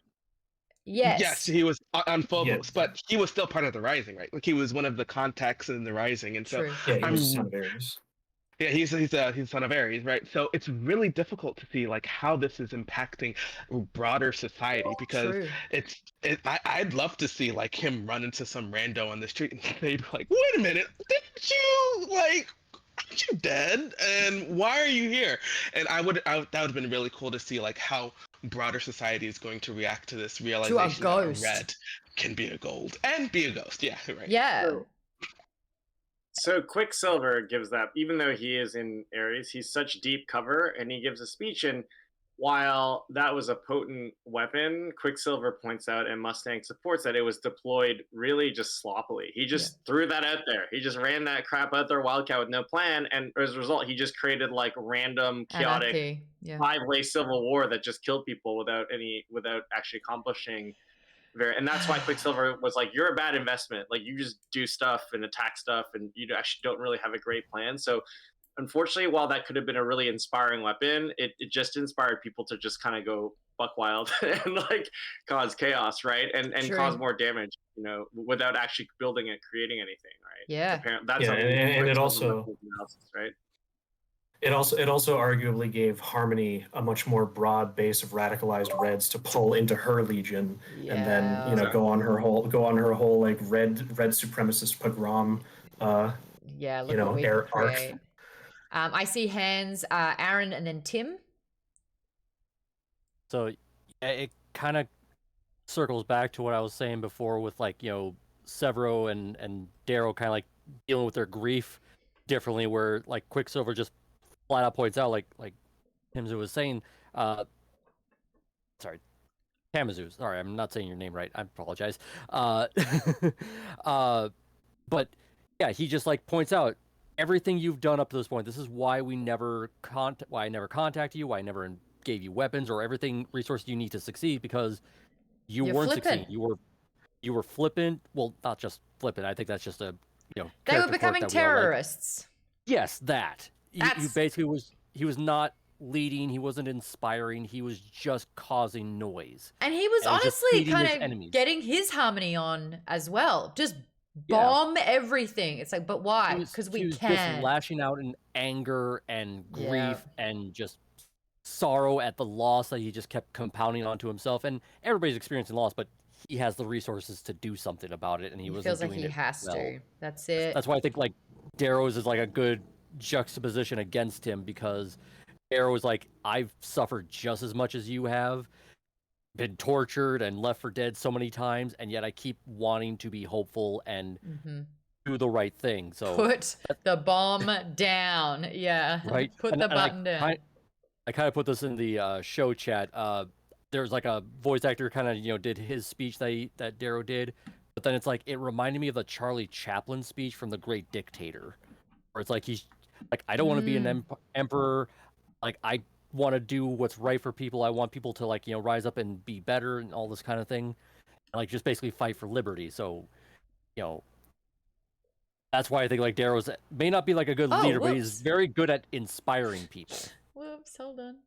I did a pop out and you guys all were on screen. Congratulations, for like 4 Aaron. seconds. You were on Twitch. I am. Doesn't matter. For 2 seconds. I was like, I can't have show chat and book club up at once. And so I thought I was like genius. I was like, I'll do a pop out. And anyway, the whole screen popped up. Cool. Yeah, Darrow's not like probably not a good leader in terms of like battle leadership, but he is good at inspiring people and getting them to rally to a good common cause. Good cause. Love that. And then Chuck Rules OW says, imagine a world where Sevro didn't release the carving and then instead just reached out to Mustang. Maybe Quicksilver comes back into the fold that way. There were better ways to do it and Sevro wasn't doing it, which is why Darrow had to make the Howlers choose, and they chose Darrow. That's a moment. And of course, poor Sevro, as soon as he was just sobbing, it's like, there you go. That's what you're bottling up. You just needed to let it out. A hug solves a lot. All right, let's get through some of these questions because we've only got half an hour. Well, there you go. We kind of just did it. Discuss the changes in relationship between Sevro and Darrow and the qualities that leadership requires. We just touched on that. Why? Here's a question I've got for people. Why? This is later on in the book. And it was something that kind of stood out. And I was like, and we never get the answer to it. Why do you think Ragnar went behind Darrow's back and released Cavax and then also told Mustang of their location? Because that's something that Darrow didn't want, but now Ragnar's kind of acting out on his own. Academic, I'm going to go to you first, then Snake. So this is exactly what I was referring to when I said that Ragnar is not necessarily loyal to a person, but he's loyal to the cause. Ideal, yeah. To an ideal, exactly. And so he was shown this. He was shown the light, so to speak, in the dark tunnels in Lycos when Darrow and is coming clean to Mustang, and he puts himself at the mercy of Mustang, and she earns his trust and belief that she also believes in the dream that the world can be a better place. And so we see this juxtaposition between Sevro and Ragnar, and how these beliefs are clashing, I should say, just so that they can actually get into a real relief point. And so we see Cavex now released by Ragnar just for that reason. I love what Chuck Rules says as well. He does the quote, a friend thinks that he can fly, but a bad friend pushes him from behind. A good friend jumps with him. Essentially, Aaron, you said it. Ragnar's not stupid. He knows what Darrow needs, even if he doesn't think so. I think this is what's really clear here, is that Ragnar's got the vision. He's maintained this vision even without Darrow. So he doesn't need permission. He got permission. The end of Golden Sun, he's like, you are free. You are a free man. You get to follow me as a choice. So you get to make your own decisions. And Ragnar initially was like, loyal to Darrow for making that happen. But now you're right. He's got a lot of clarity with it all, and Darrow's still a little flustered. His head is never clear when it comes to Mustang. Holy shit. How many times does she need to choose you to prove herself to you? And he's like, I don't know why you're fighting for me. And she's like, are you thick? And he's like, yeah. So he's very thick with 2 C's. Yeah. Okay, if you thick of skull, dumb of ass. I love it. Did they smooch? Yeah, they smooched. Benja's calling in from Argentina. Not calling in, watching from Argentina. A big hello. Loyalty doesn't mean follow blindly. Ragnar does what he does because of that. Adding yeah. Snake was next though about Ragnar, right? I think you had the Snake was next, and then we'll get you, Eric. Yeah. Thank you. Actually, you go ahead. My brain completely farted. Well, I was just gonna say that Ragnar shows actually another leadership trait, which is different. Ragnar is not, he's powerful, he's a muscle, and he only just learned to read. So no one would say he's like the most like intellectually brilliant person, but he probably has among the best instincts, like in terms of gut, intuition, right? And so he's able to be much more decisive, right? So he might not have the intricate planning of Mustang or the inspiration necessarily of Darrow, but when he realizes like, hey, I think Cavex and Mustang are the good people. Yeah. I think they're telling the truth. Darrow would like kind of be like, oh, what if I hurt people? What if I betray? What if I kill all these innocents? Ragnar's just Whereas gonna be Sevro is like, I'll just kill the guy now, and nearly just point blank shoots him in the head. I couldn't believe that moment. I was like, Sevro, you need a smack. Naughty boy. Right. So Ragnar probably has the best intuition. He has the if you're doing D&D, he has like the highest wisdom score, even if his intelligence is like not the greatest, right? He's really high wisdom, right? No, that's how I am. And so he's decisive as opposed to indecisive. I like that. Snake, we're going to go to you. And Tim, did you have thoughts on this as well? Do we want to go to you next? After Snake? Just a yes or no? I had thoughts on something else, but it's fine. We'll circle back. Also, hold on really quickly. Did I see Nick? Did you unmute? Do you want to go after Snake as well? Just want to make sure that everyone's getting heard. I thought I saw you unmute. Doth my eyes deceive me? All right, Snake, go for it. Okay. Ragnar, I feel like he shows a great deal of emotional intelligence, as well as also just like regular like academic intelligence, because he learned how to use all like high technology like data pads and things within a couple of hours of being like initially tutored on things. Yeah. He's not like a master hacker, but he knows his way around. He knows like how to at least get things to function. But then his emotional intelligence and his sense of like true justice is very well developed. And also we need to bring up the fact that the man is in his 40s. The man's lived a whole lifetime more the man's lived 2 of Darrow's lifetimes. So he has he only just learned like to speak the common language basically, but Nagal has its own like written script and is a very like well developed language that encompasses like kind of vast concepts into single phrases. Yeah. And so he has this deep wisdom about him that he uses to basically assess the people around him, understand their strengths and their weaknesses, and he is a good friend because he's like a poor friend, like similar to his quote, like a poor friend will tell you go ahead and do it. A good friend will do it with you, but I'm sometimes I see you want to do a thing, but you don't think you should do it. But I know like the deep tide of you, and I know this is what you need. So I will provide this for you, even if you don't ask me to do it. Hell, even if you tell me not to do it, like this is what you need to move forward. So I will give it to you, and Yeah. you will take it, and eventually you will come to see that I was right and thank me for it. I'm a bit like that as a friend sometimes. I'm like, listen, I'm going to tell you something and you're going to hate me in the moment. It's going to be tough to hear. You don't want to hear it. I'm going to say it. But in the time it takes for you to sort of dwell on it, you know, hate me as a reaction, but then appreciate sort of like what it leads to. Hate me in the short term and love me in the long term. That's it. I'm a bit like that. Be upset with me, and then when we go out for drinks later that evening, Yeah. You'll see the Ragnar effect, I know my shit, as I'm calling it. What was that, Aaron? Ragnar was the equivalent of ripping off the bandage. It's like, it's going to hurt, but you're going to need it. That's it. And I liked what you said in the chat. Darrow overthinks too much. Sevro doesn't think enough. But Ragnar just sees it, makes the choice, follows through. Love that. Chuck says he sees the bigger picture better than anyone. He knows that the Rising can't win alone. He knows that they need Mustang in war and in peace. He sent friends to the ice to prepare them to rise up. So yeah, this guy's getting it. Was there a show chat? Oh my gosh, tentative. Nice joke, KP Dubs. Nice joke. Next question here. Let's talk about the stark differences, not only of the Obsidian's planet with these huge beasts that have been built by carvers to intimidate and scare the Obsidians, the fact that they're a city of matriarchs, that the outcasts are carnivores, they strung up the golds and removed their eyes and tongue and basically skinned them while they were alive. I feel bad for saying it, but they are savages.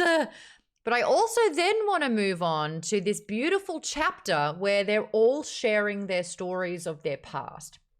You've got the gold, you've got Mustang saying, golds are supposed to be so up here, but I had a sibling that died in childbirth. Basically, if you're not strong enough to survive, then you don't deserve to live. And there is this cruelty and brutality of not only perfection, but, you know, that whole superiority. If you're not the cut, we're not wasting time or resources on you. And so what a cold and harsh place to be, even though when you're supposed to have everything, you don't have love, you know? So that was sort of Mustang's story. And then you hear about Ragnar, who's, you know, frolicking in the ice ponds and all of that. You hear what it was like growing up as an Obsidian with this lie. Mustang got more love, from Cavax than her own father. Which is why you see their camaraderie, you see that trust, you see that love and adoration for each other. I love the Telemanuses. They're the best. I have so much to say about the Telemanuses. But then you see you hear from Holiday and how she was raised as a Grey and what that was like. You know, she could, pick apart something and build it in she could strip down a rifle, clean it, and then put it back together. And that's it, because that's what they did. 3 minutes. They were military. They are child soldiers. They are thrown into cadet academy from the moment they can fucking That's read. all they know. But she had such a strong relationship with Trig as well, you know. So, but she had to choose the mission over her brother. No, that's not the mission. It's like, your brother's dying. It's not the mission. Here's the mission. That's what's important. So having that mentality. So it's just, and then you've got Darrow, who's like, I was a miner. I was underground. I was getting poisoned by vipers. I was lied to. We thought that we were pretty much the only occupants of Mars. A miner, as well, says Vaden. Well done. So I guess what I want to talk about is just how different all the caste systems are.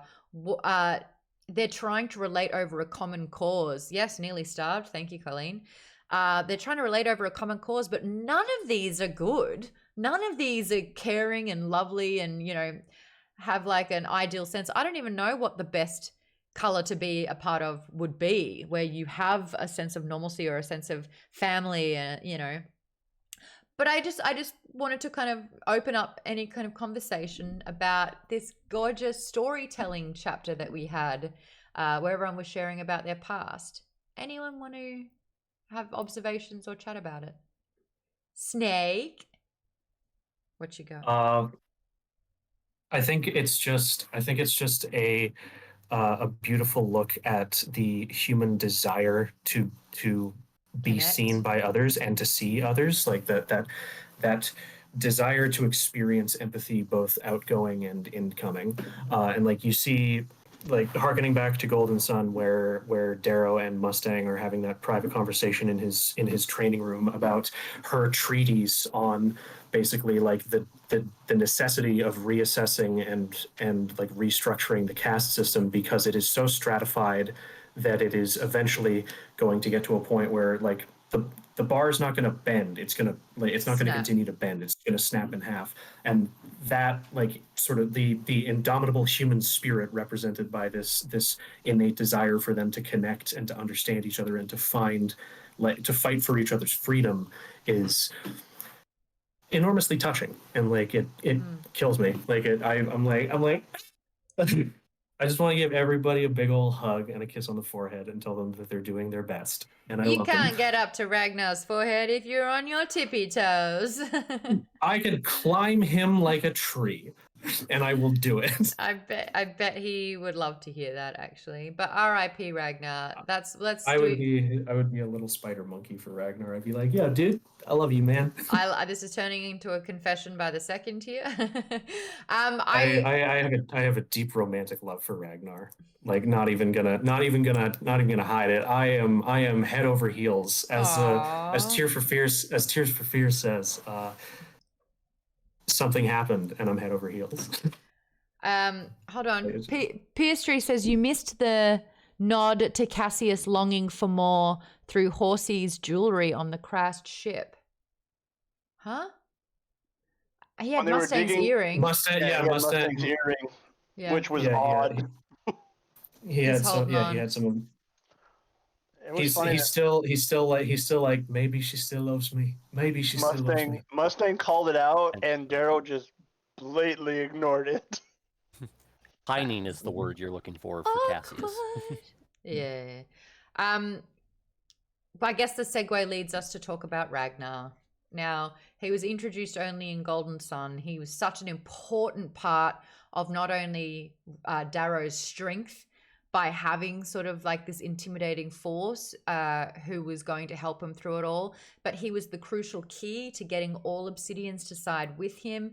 He was an amazing character. He started reading Lakos's autobiography. Like, this guy had a growth arc that we stand, so of course he had to die. Do you think his death was warranted? Do you like how it happened? This guy. I think Pierce pulled another name out of a hat. I'll check. It do feel like that. It do feel like that. The thing about Ragnar just as easily killed Holiday in that scene. Like he could have. The thing, well, because Holiday was on the ridge being a sniper, so it wouldn't. Right, she wasn't close enough, really. But like, yeah, you're not going to kill Ragnar. You're not going to kill Mustang. You're not going to kill Darrow because they're like the main love interest. I feel like he pulled a name out of a hat. The part about the death that upsets me the most is not the fact that it happened. It's the fact that we got a fake out of him drowning, like less than 10 chapters before he actually got murked by this woman. And like, don't get me wrong, creatures too. He was literally getting consumed by creatures. Yeah, like his actual death scene though, like where he's been disemboweled by Aja, and then you see the Valkyries coming in, and his sister reaches to put the axe in his hand, so he dies a warrior and ascends to Valhalla, and he's like, "Don't do it. I am dying a free man. I am dying not in the way that the slave masters have told me I should be dying. I go by my choice, and my choice is to be holding the hands of my friends, telling them, "I will wait for you in the Vale, and I will build a house for you and Io beside the river, and take your time coming to meet us because I'm not a good builder." And it's like every goddamn time I read that, I'm just weeping for an hour. I'm not even joking. Like I finished it and I stopped crying maybe 10 minutes before the actual show started. Like I was just like, it wrecks me every time, and it's just the only part about it that I would change is the fact that I feel like the earlier drowning fake out slightly undercuts it, but that's such a minor thing in the long run compared to the absolute poetry of how he decides to leave the world that I got answers. I can't really be I got pissed about answers. it. What was it? Was it a hat? Was it the hat? Let's hear it. All right. Me. Oh, I said Jill. My bad. Did you plan ahead to kill Ragnar? What was that about? And he's like, did you just get to it? And I said, no, we're talking about it live. I finished the damn book when I was supposed to stop it halfway. And he's like, I didn't plan ahead. But he was fighting Aja, and it made sense. I go, that was the only reasoning? And he's like, don't fight the river. And then I said, do you wonder how he could have progressed in the story? And he says, like, of course, but that's why it hits you in the feels. What should I write back to that? Do you enjoy being a piece of shit? Right, exactly. Does it bring you joy? Can everyone do the finger so I can take a photo for him? Everyone give a finger. Give me the come on, I want to see it. Nice. Okay, I'll send that to him. Oh my god, Colleen's just like ask him does it bring him joy to hold the crushed hearts of his fans in his hand? Literally send him what Colleen said in the Twitch chat. He wants us to suffer, so he makes us love a character and then kills him. Get rid of the guy who basically speaks like he's in a Shakespeare play. That's so great. My camera's off. I gave the finger, but my heart wasn't into it. He's basically the guy who's given the Henry off. V, St. Crispin Day speech, and you get rid of him. I'm gonna send that to the show chat. By the way, that's beautiful. It was more frustrating than the Red Wedding. Like, it was the saddest death that we've experienced to death. Oh my goodness. I feel the need to point out that Maude during a book said that I don't feel anything because I didn't cry during. Oh yeah. I think it was Cerulean Sea. Tomorrow and Cerulean Sea.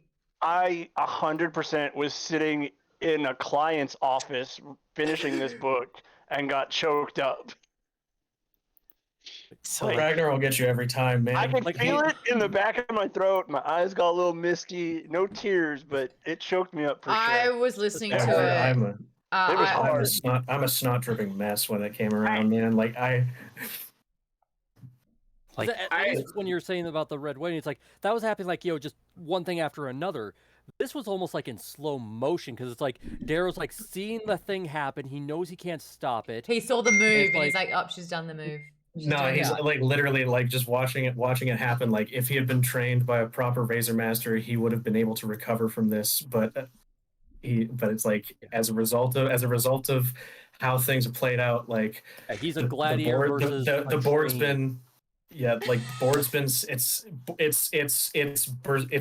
like Bear Totem Berserker Barbarian versus Battle Master Fighter, and it's like she's pulling out all of those superiority dice, just being like parry, feint, sidestep, lunge attack, fucking riposte, and it's just like there's no I way. don't know why else.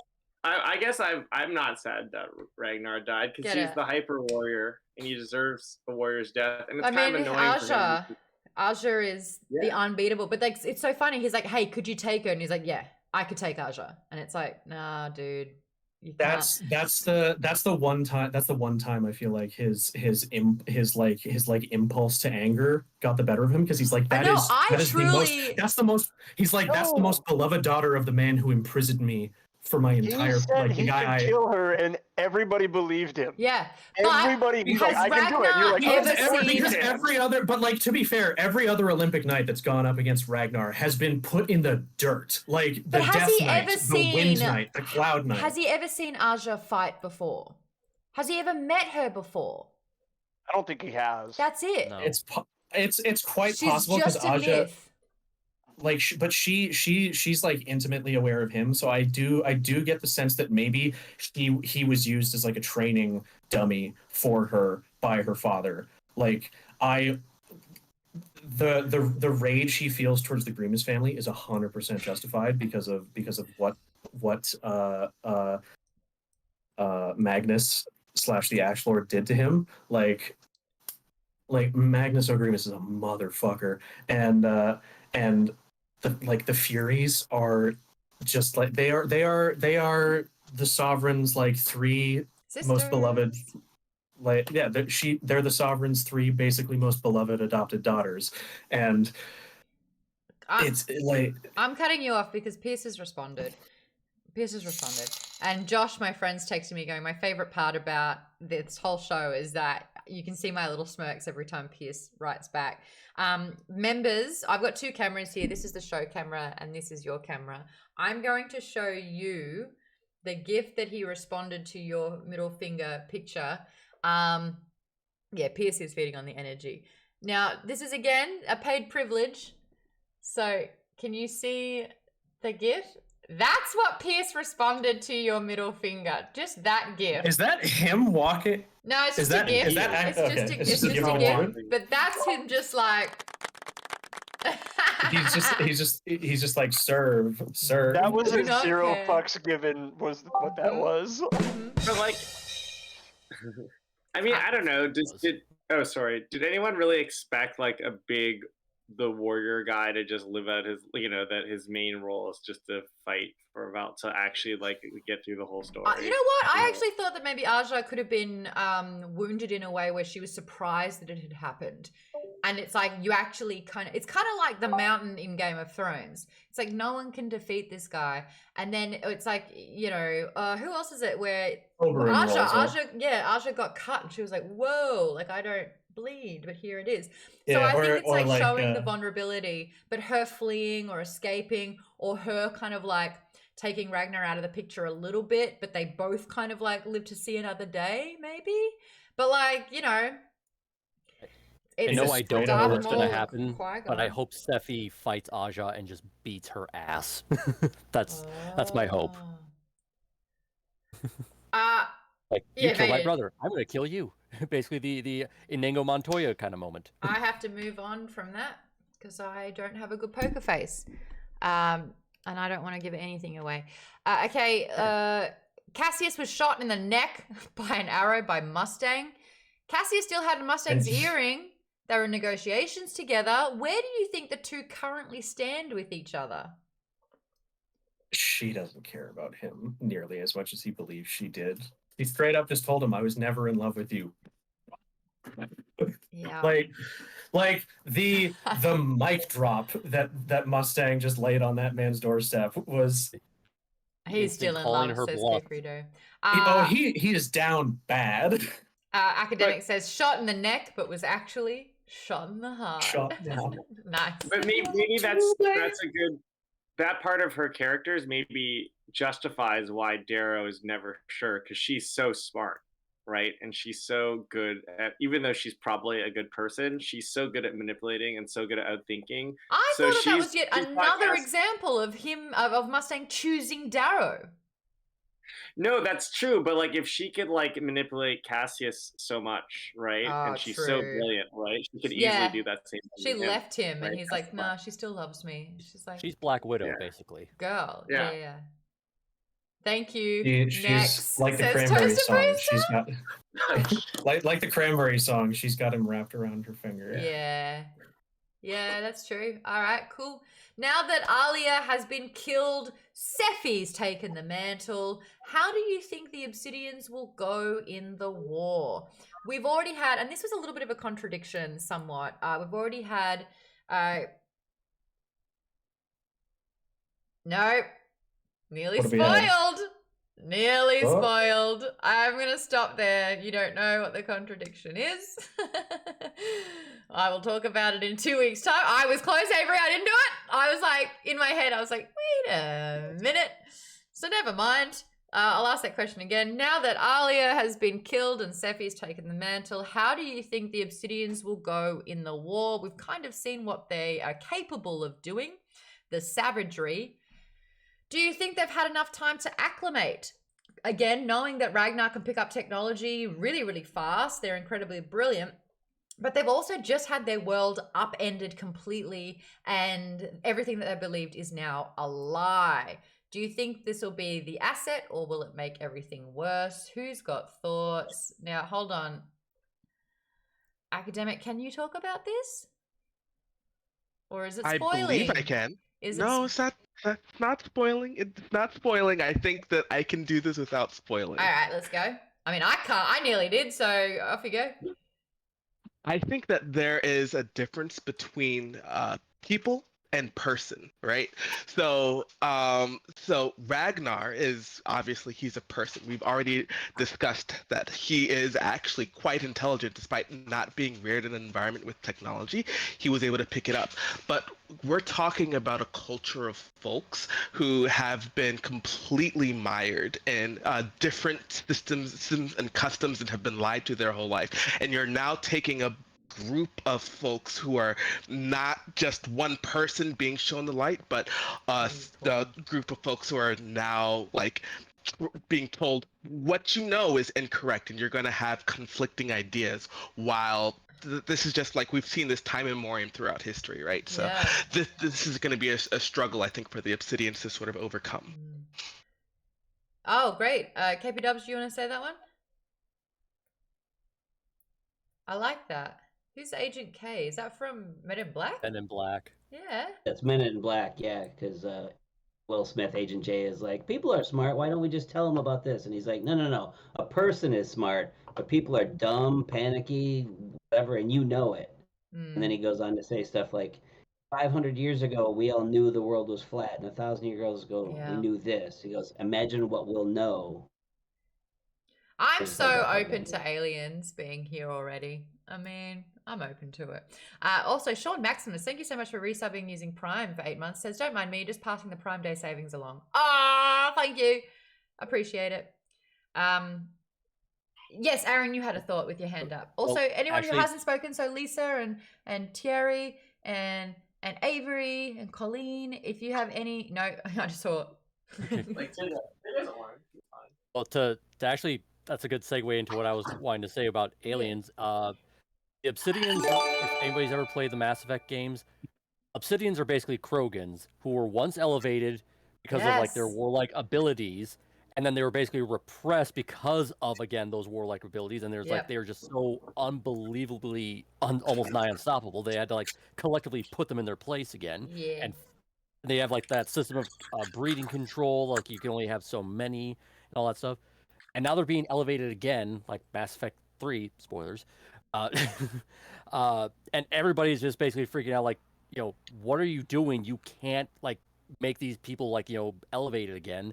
It's gonna fuck us up. And Is Darrow's that like, Mort? What's the alien name? Where he was like, I've got this thing where we can just cause genocide. Morden Solus, the Solarian. Yeah, and then like the Solarian leader or whatever, like basically, it's like, Dalatros, that was her name. Yeah. Basically, it's like saying, it's like, hey, just pretend that they're going to be cured of their little disease. Yeah. And, you know, it'll get them on our side or something like that. And you can choose to either go with that, or you can do the Paragon way of like saying, no, I'm going to give them a chance. Yeah. And that's kind of like what I think Darrow's going to do, is he's going to give them a chance. He's going to say like, hey, we can all be better than what we were or think we are. Redemption. That's the theme. Pop it in. Exactly. Redemption, if you can get a chance, but if you are irredeemable, you do not deserve to breathe. Jackal. That's my prediction. I think Darrow will give them redemption and they will prove him right. That's my hope anyway. Okay. Alrighty. Lisa, any thoughts as we wrap things up? Not at all. You're just happy to get through it? Happy to keep reading? Robin, thoughts? Book good? Book sad? Book very sad. Book happy, book I loved sad. Ragnar. Yeah. I also think that Cassius is gonna make it, and then they're gonna have a little chit chat, and Cassius is gonna come on their side. Okay. So Cassius will have a redemption arc. Colleen, you've got an alien in a jar. Is that an actual specimen? Because I knew it. You are harboring illegal aliens there? That's funny. Oh, I think she tried to unmute, but you put your video off instead, my love. There you go. I have a history of harboring illegal aliens. So I stand you for that. Harbor those illegal aliens. I'm all about that. Wouldn't admit that on the internet. No ice planets where we are. Okay, we're getting into some territory there. Terry, thoughts? Nah. He was like, no. Black belt. Last thoughts? Is Cassius gonna die? I think Cassius will redeem himself. Okay. I think there's Knowing enough Pierce, in his Cassius relationship is with going to come Darrow. over to the good side, then he'll die. Oh, Yeah, knowing probably. Pierce. Knowing Pierce. Yeah. There's enough of the relationship between him and Darrow from Red Rising for him to redeem himself. Okay. We got a little glimpse of that in the beginning. We also saw a blood feud, but I mean, are we beyond a blood feud when there's an all-out global universal war? Vaden, you wrote some predictions in the document. Do you want to read those out? Sure. Yeah, so it's simple. Aja will come back. I mean, I think we all kind of know she's going to come back. We didn't see the dead body, so I'm sure we'll fight her at some point. Victra and Sevro, I think, will become a couple because they have this kind of look earlier in the book that... I just can't show my face right now. Sorry. Okay. Go. And then, of course, the more characters we come to love are brutally murdered by Pierce. I think we all expect that too, though. That's it. Okay, cool. Great. My question that I had: when's Darrow going to discover the other reds that underwent carvings to be golds? That was laid up a while ago. I mean, it was Titus.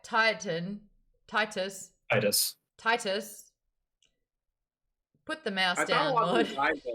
I thought a lot of them were failures and just died. Like, I thought a lot of the people they tried, like, just... Yeah, like, so far it's only been established that besides Darrow, Titus was the only other success. Okay. But we did see children. during Golden Sun, like, when Darrow was first meeting back up with Harmony after getting brought in by Evie, Harmony showed him, like, they're not going through the exact same process of you being elevated to gold, but they are being, like, upgraded. They're basically, like, red plus. And it's like we saw Quicksilver as kind of like a long-term sleeper sort of agent, or like, you know, a really, really high-powered person in this who's convinced the Jackal that he's on his side, but he's playing the game very, very well, and no one knew about him. Like, who are some other key figures?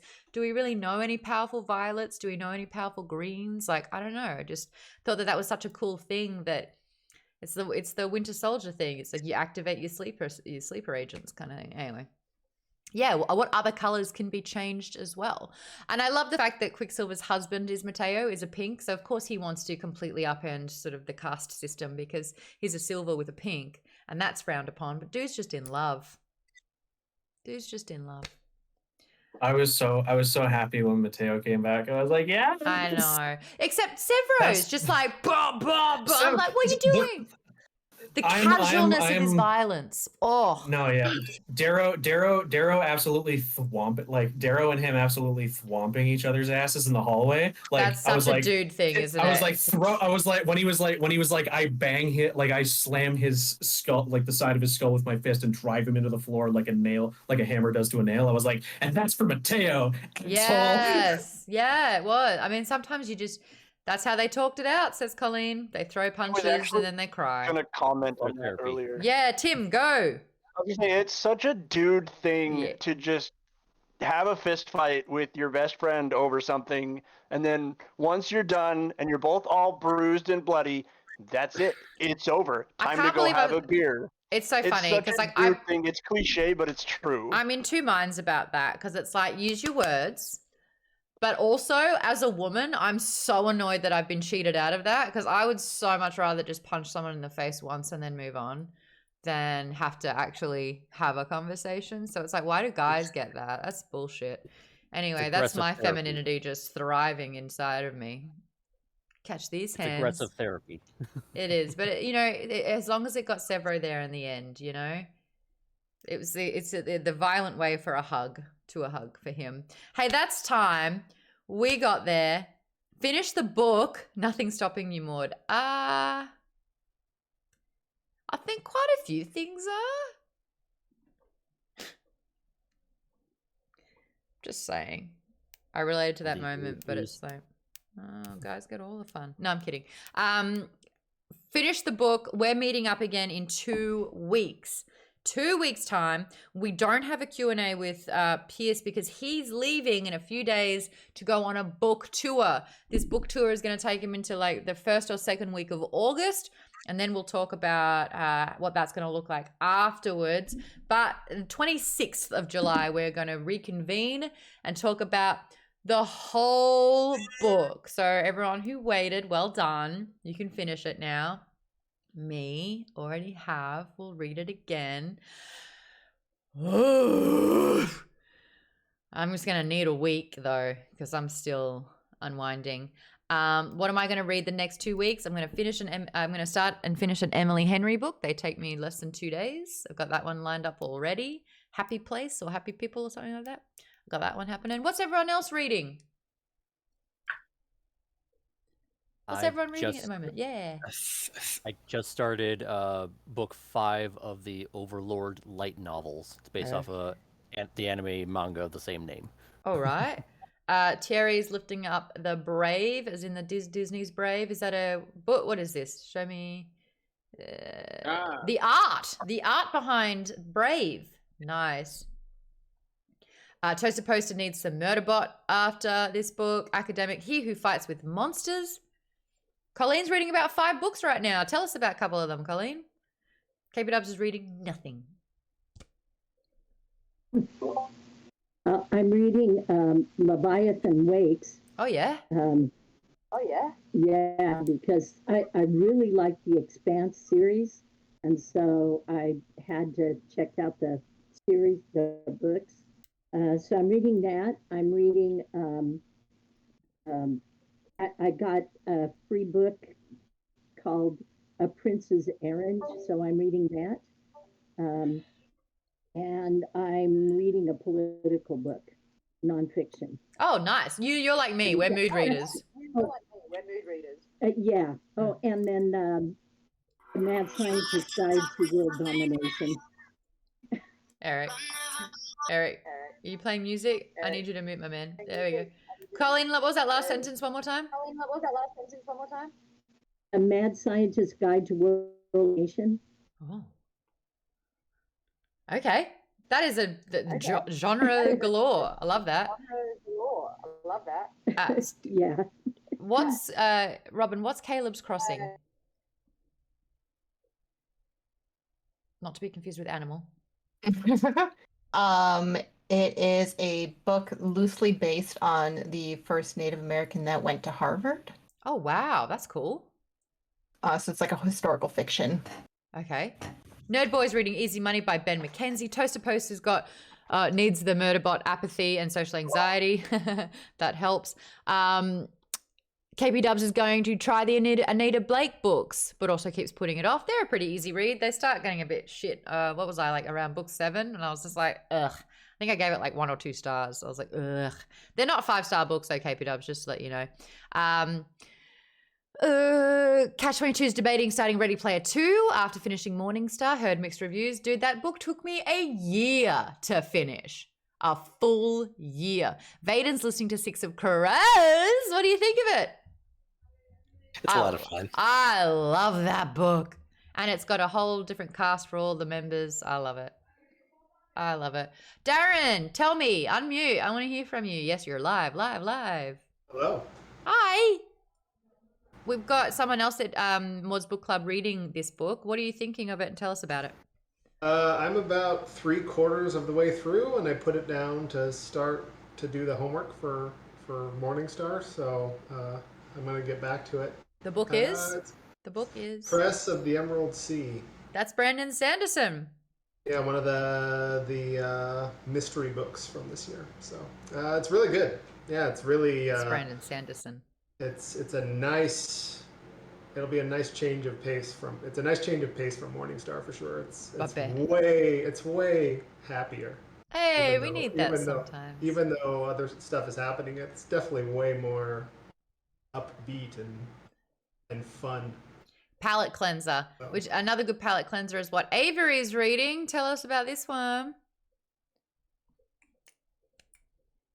Yeah, I am about to start Red, White, and Royal Blue because the movie is coming out on Amazon Prime soon. And I've been meaning to read it forever, so it's been just sitting on my bookshelf. And it's a great palette cleanser as well because, you know, rom-coms. It's a super easy read. I think I read it in like 24 or 28 hours or something like that. It gets a little spicy though. A lot spicier than One Last Stop, just a heads up. But I thought it was so great. I loved it. So I hope you have a good time with that one. I mean, it was a 4-star, but I still loved it. Jimmy reading The Evil Dead. Academic had to bail. Colleen says Tress is a fun book. I'll tell you about what I'm reading as we do our little after wind down, a little after show that happens. But thank you everyone who's watching now. Excited to finish Morningstar and have that discussion about the second half of the book. Buckle the fuck up, kids, is all I can say about that one. Now we need to raid. Oh, my friend. Jen's, I think, just went live and she's just chatting. So pop by. She's an Australian creator. She's a cutie pie. Say hi. Guys, don't forget, join the Discord. Our Discord's absolutely pumping now. It looks so cool. We've got so many more channels. The giveaway, we've got the link in the chat. We've got the link over in Discord. Enter as many times as you feel comfortable with. There's 3 $500 gift codes available for Alienware to spend on Alienware product. Thank you so much. I love being an Alienware Hive member and partner. We do giveaways over on the channel as well for books. Help support Maude's Book Club by joining the Patreon tier. We've got member, member plus, and merch member. You can get all the details over on patreon.com/Maude's Book Club, or if you're TAS right now, Patreon. Little sneaky H in there. I'm going to chat with all my member pluses now after the show. It's a fun perk that we do. 2 weeks time. We'll see you to talk about the second half of the book. Bye, everyone. Execute Order 66. Well done. I am the Senate. Good time to do that. All right, she's just started her stream.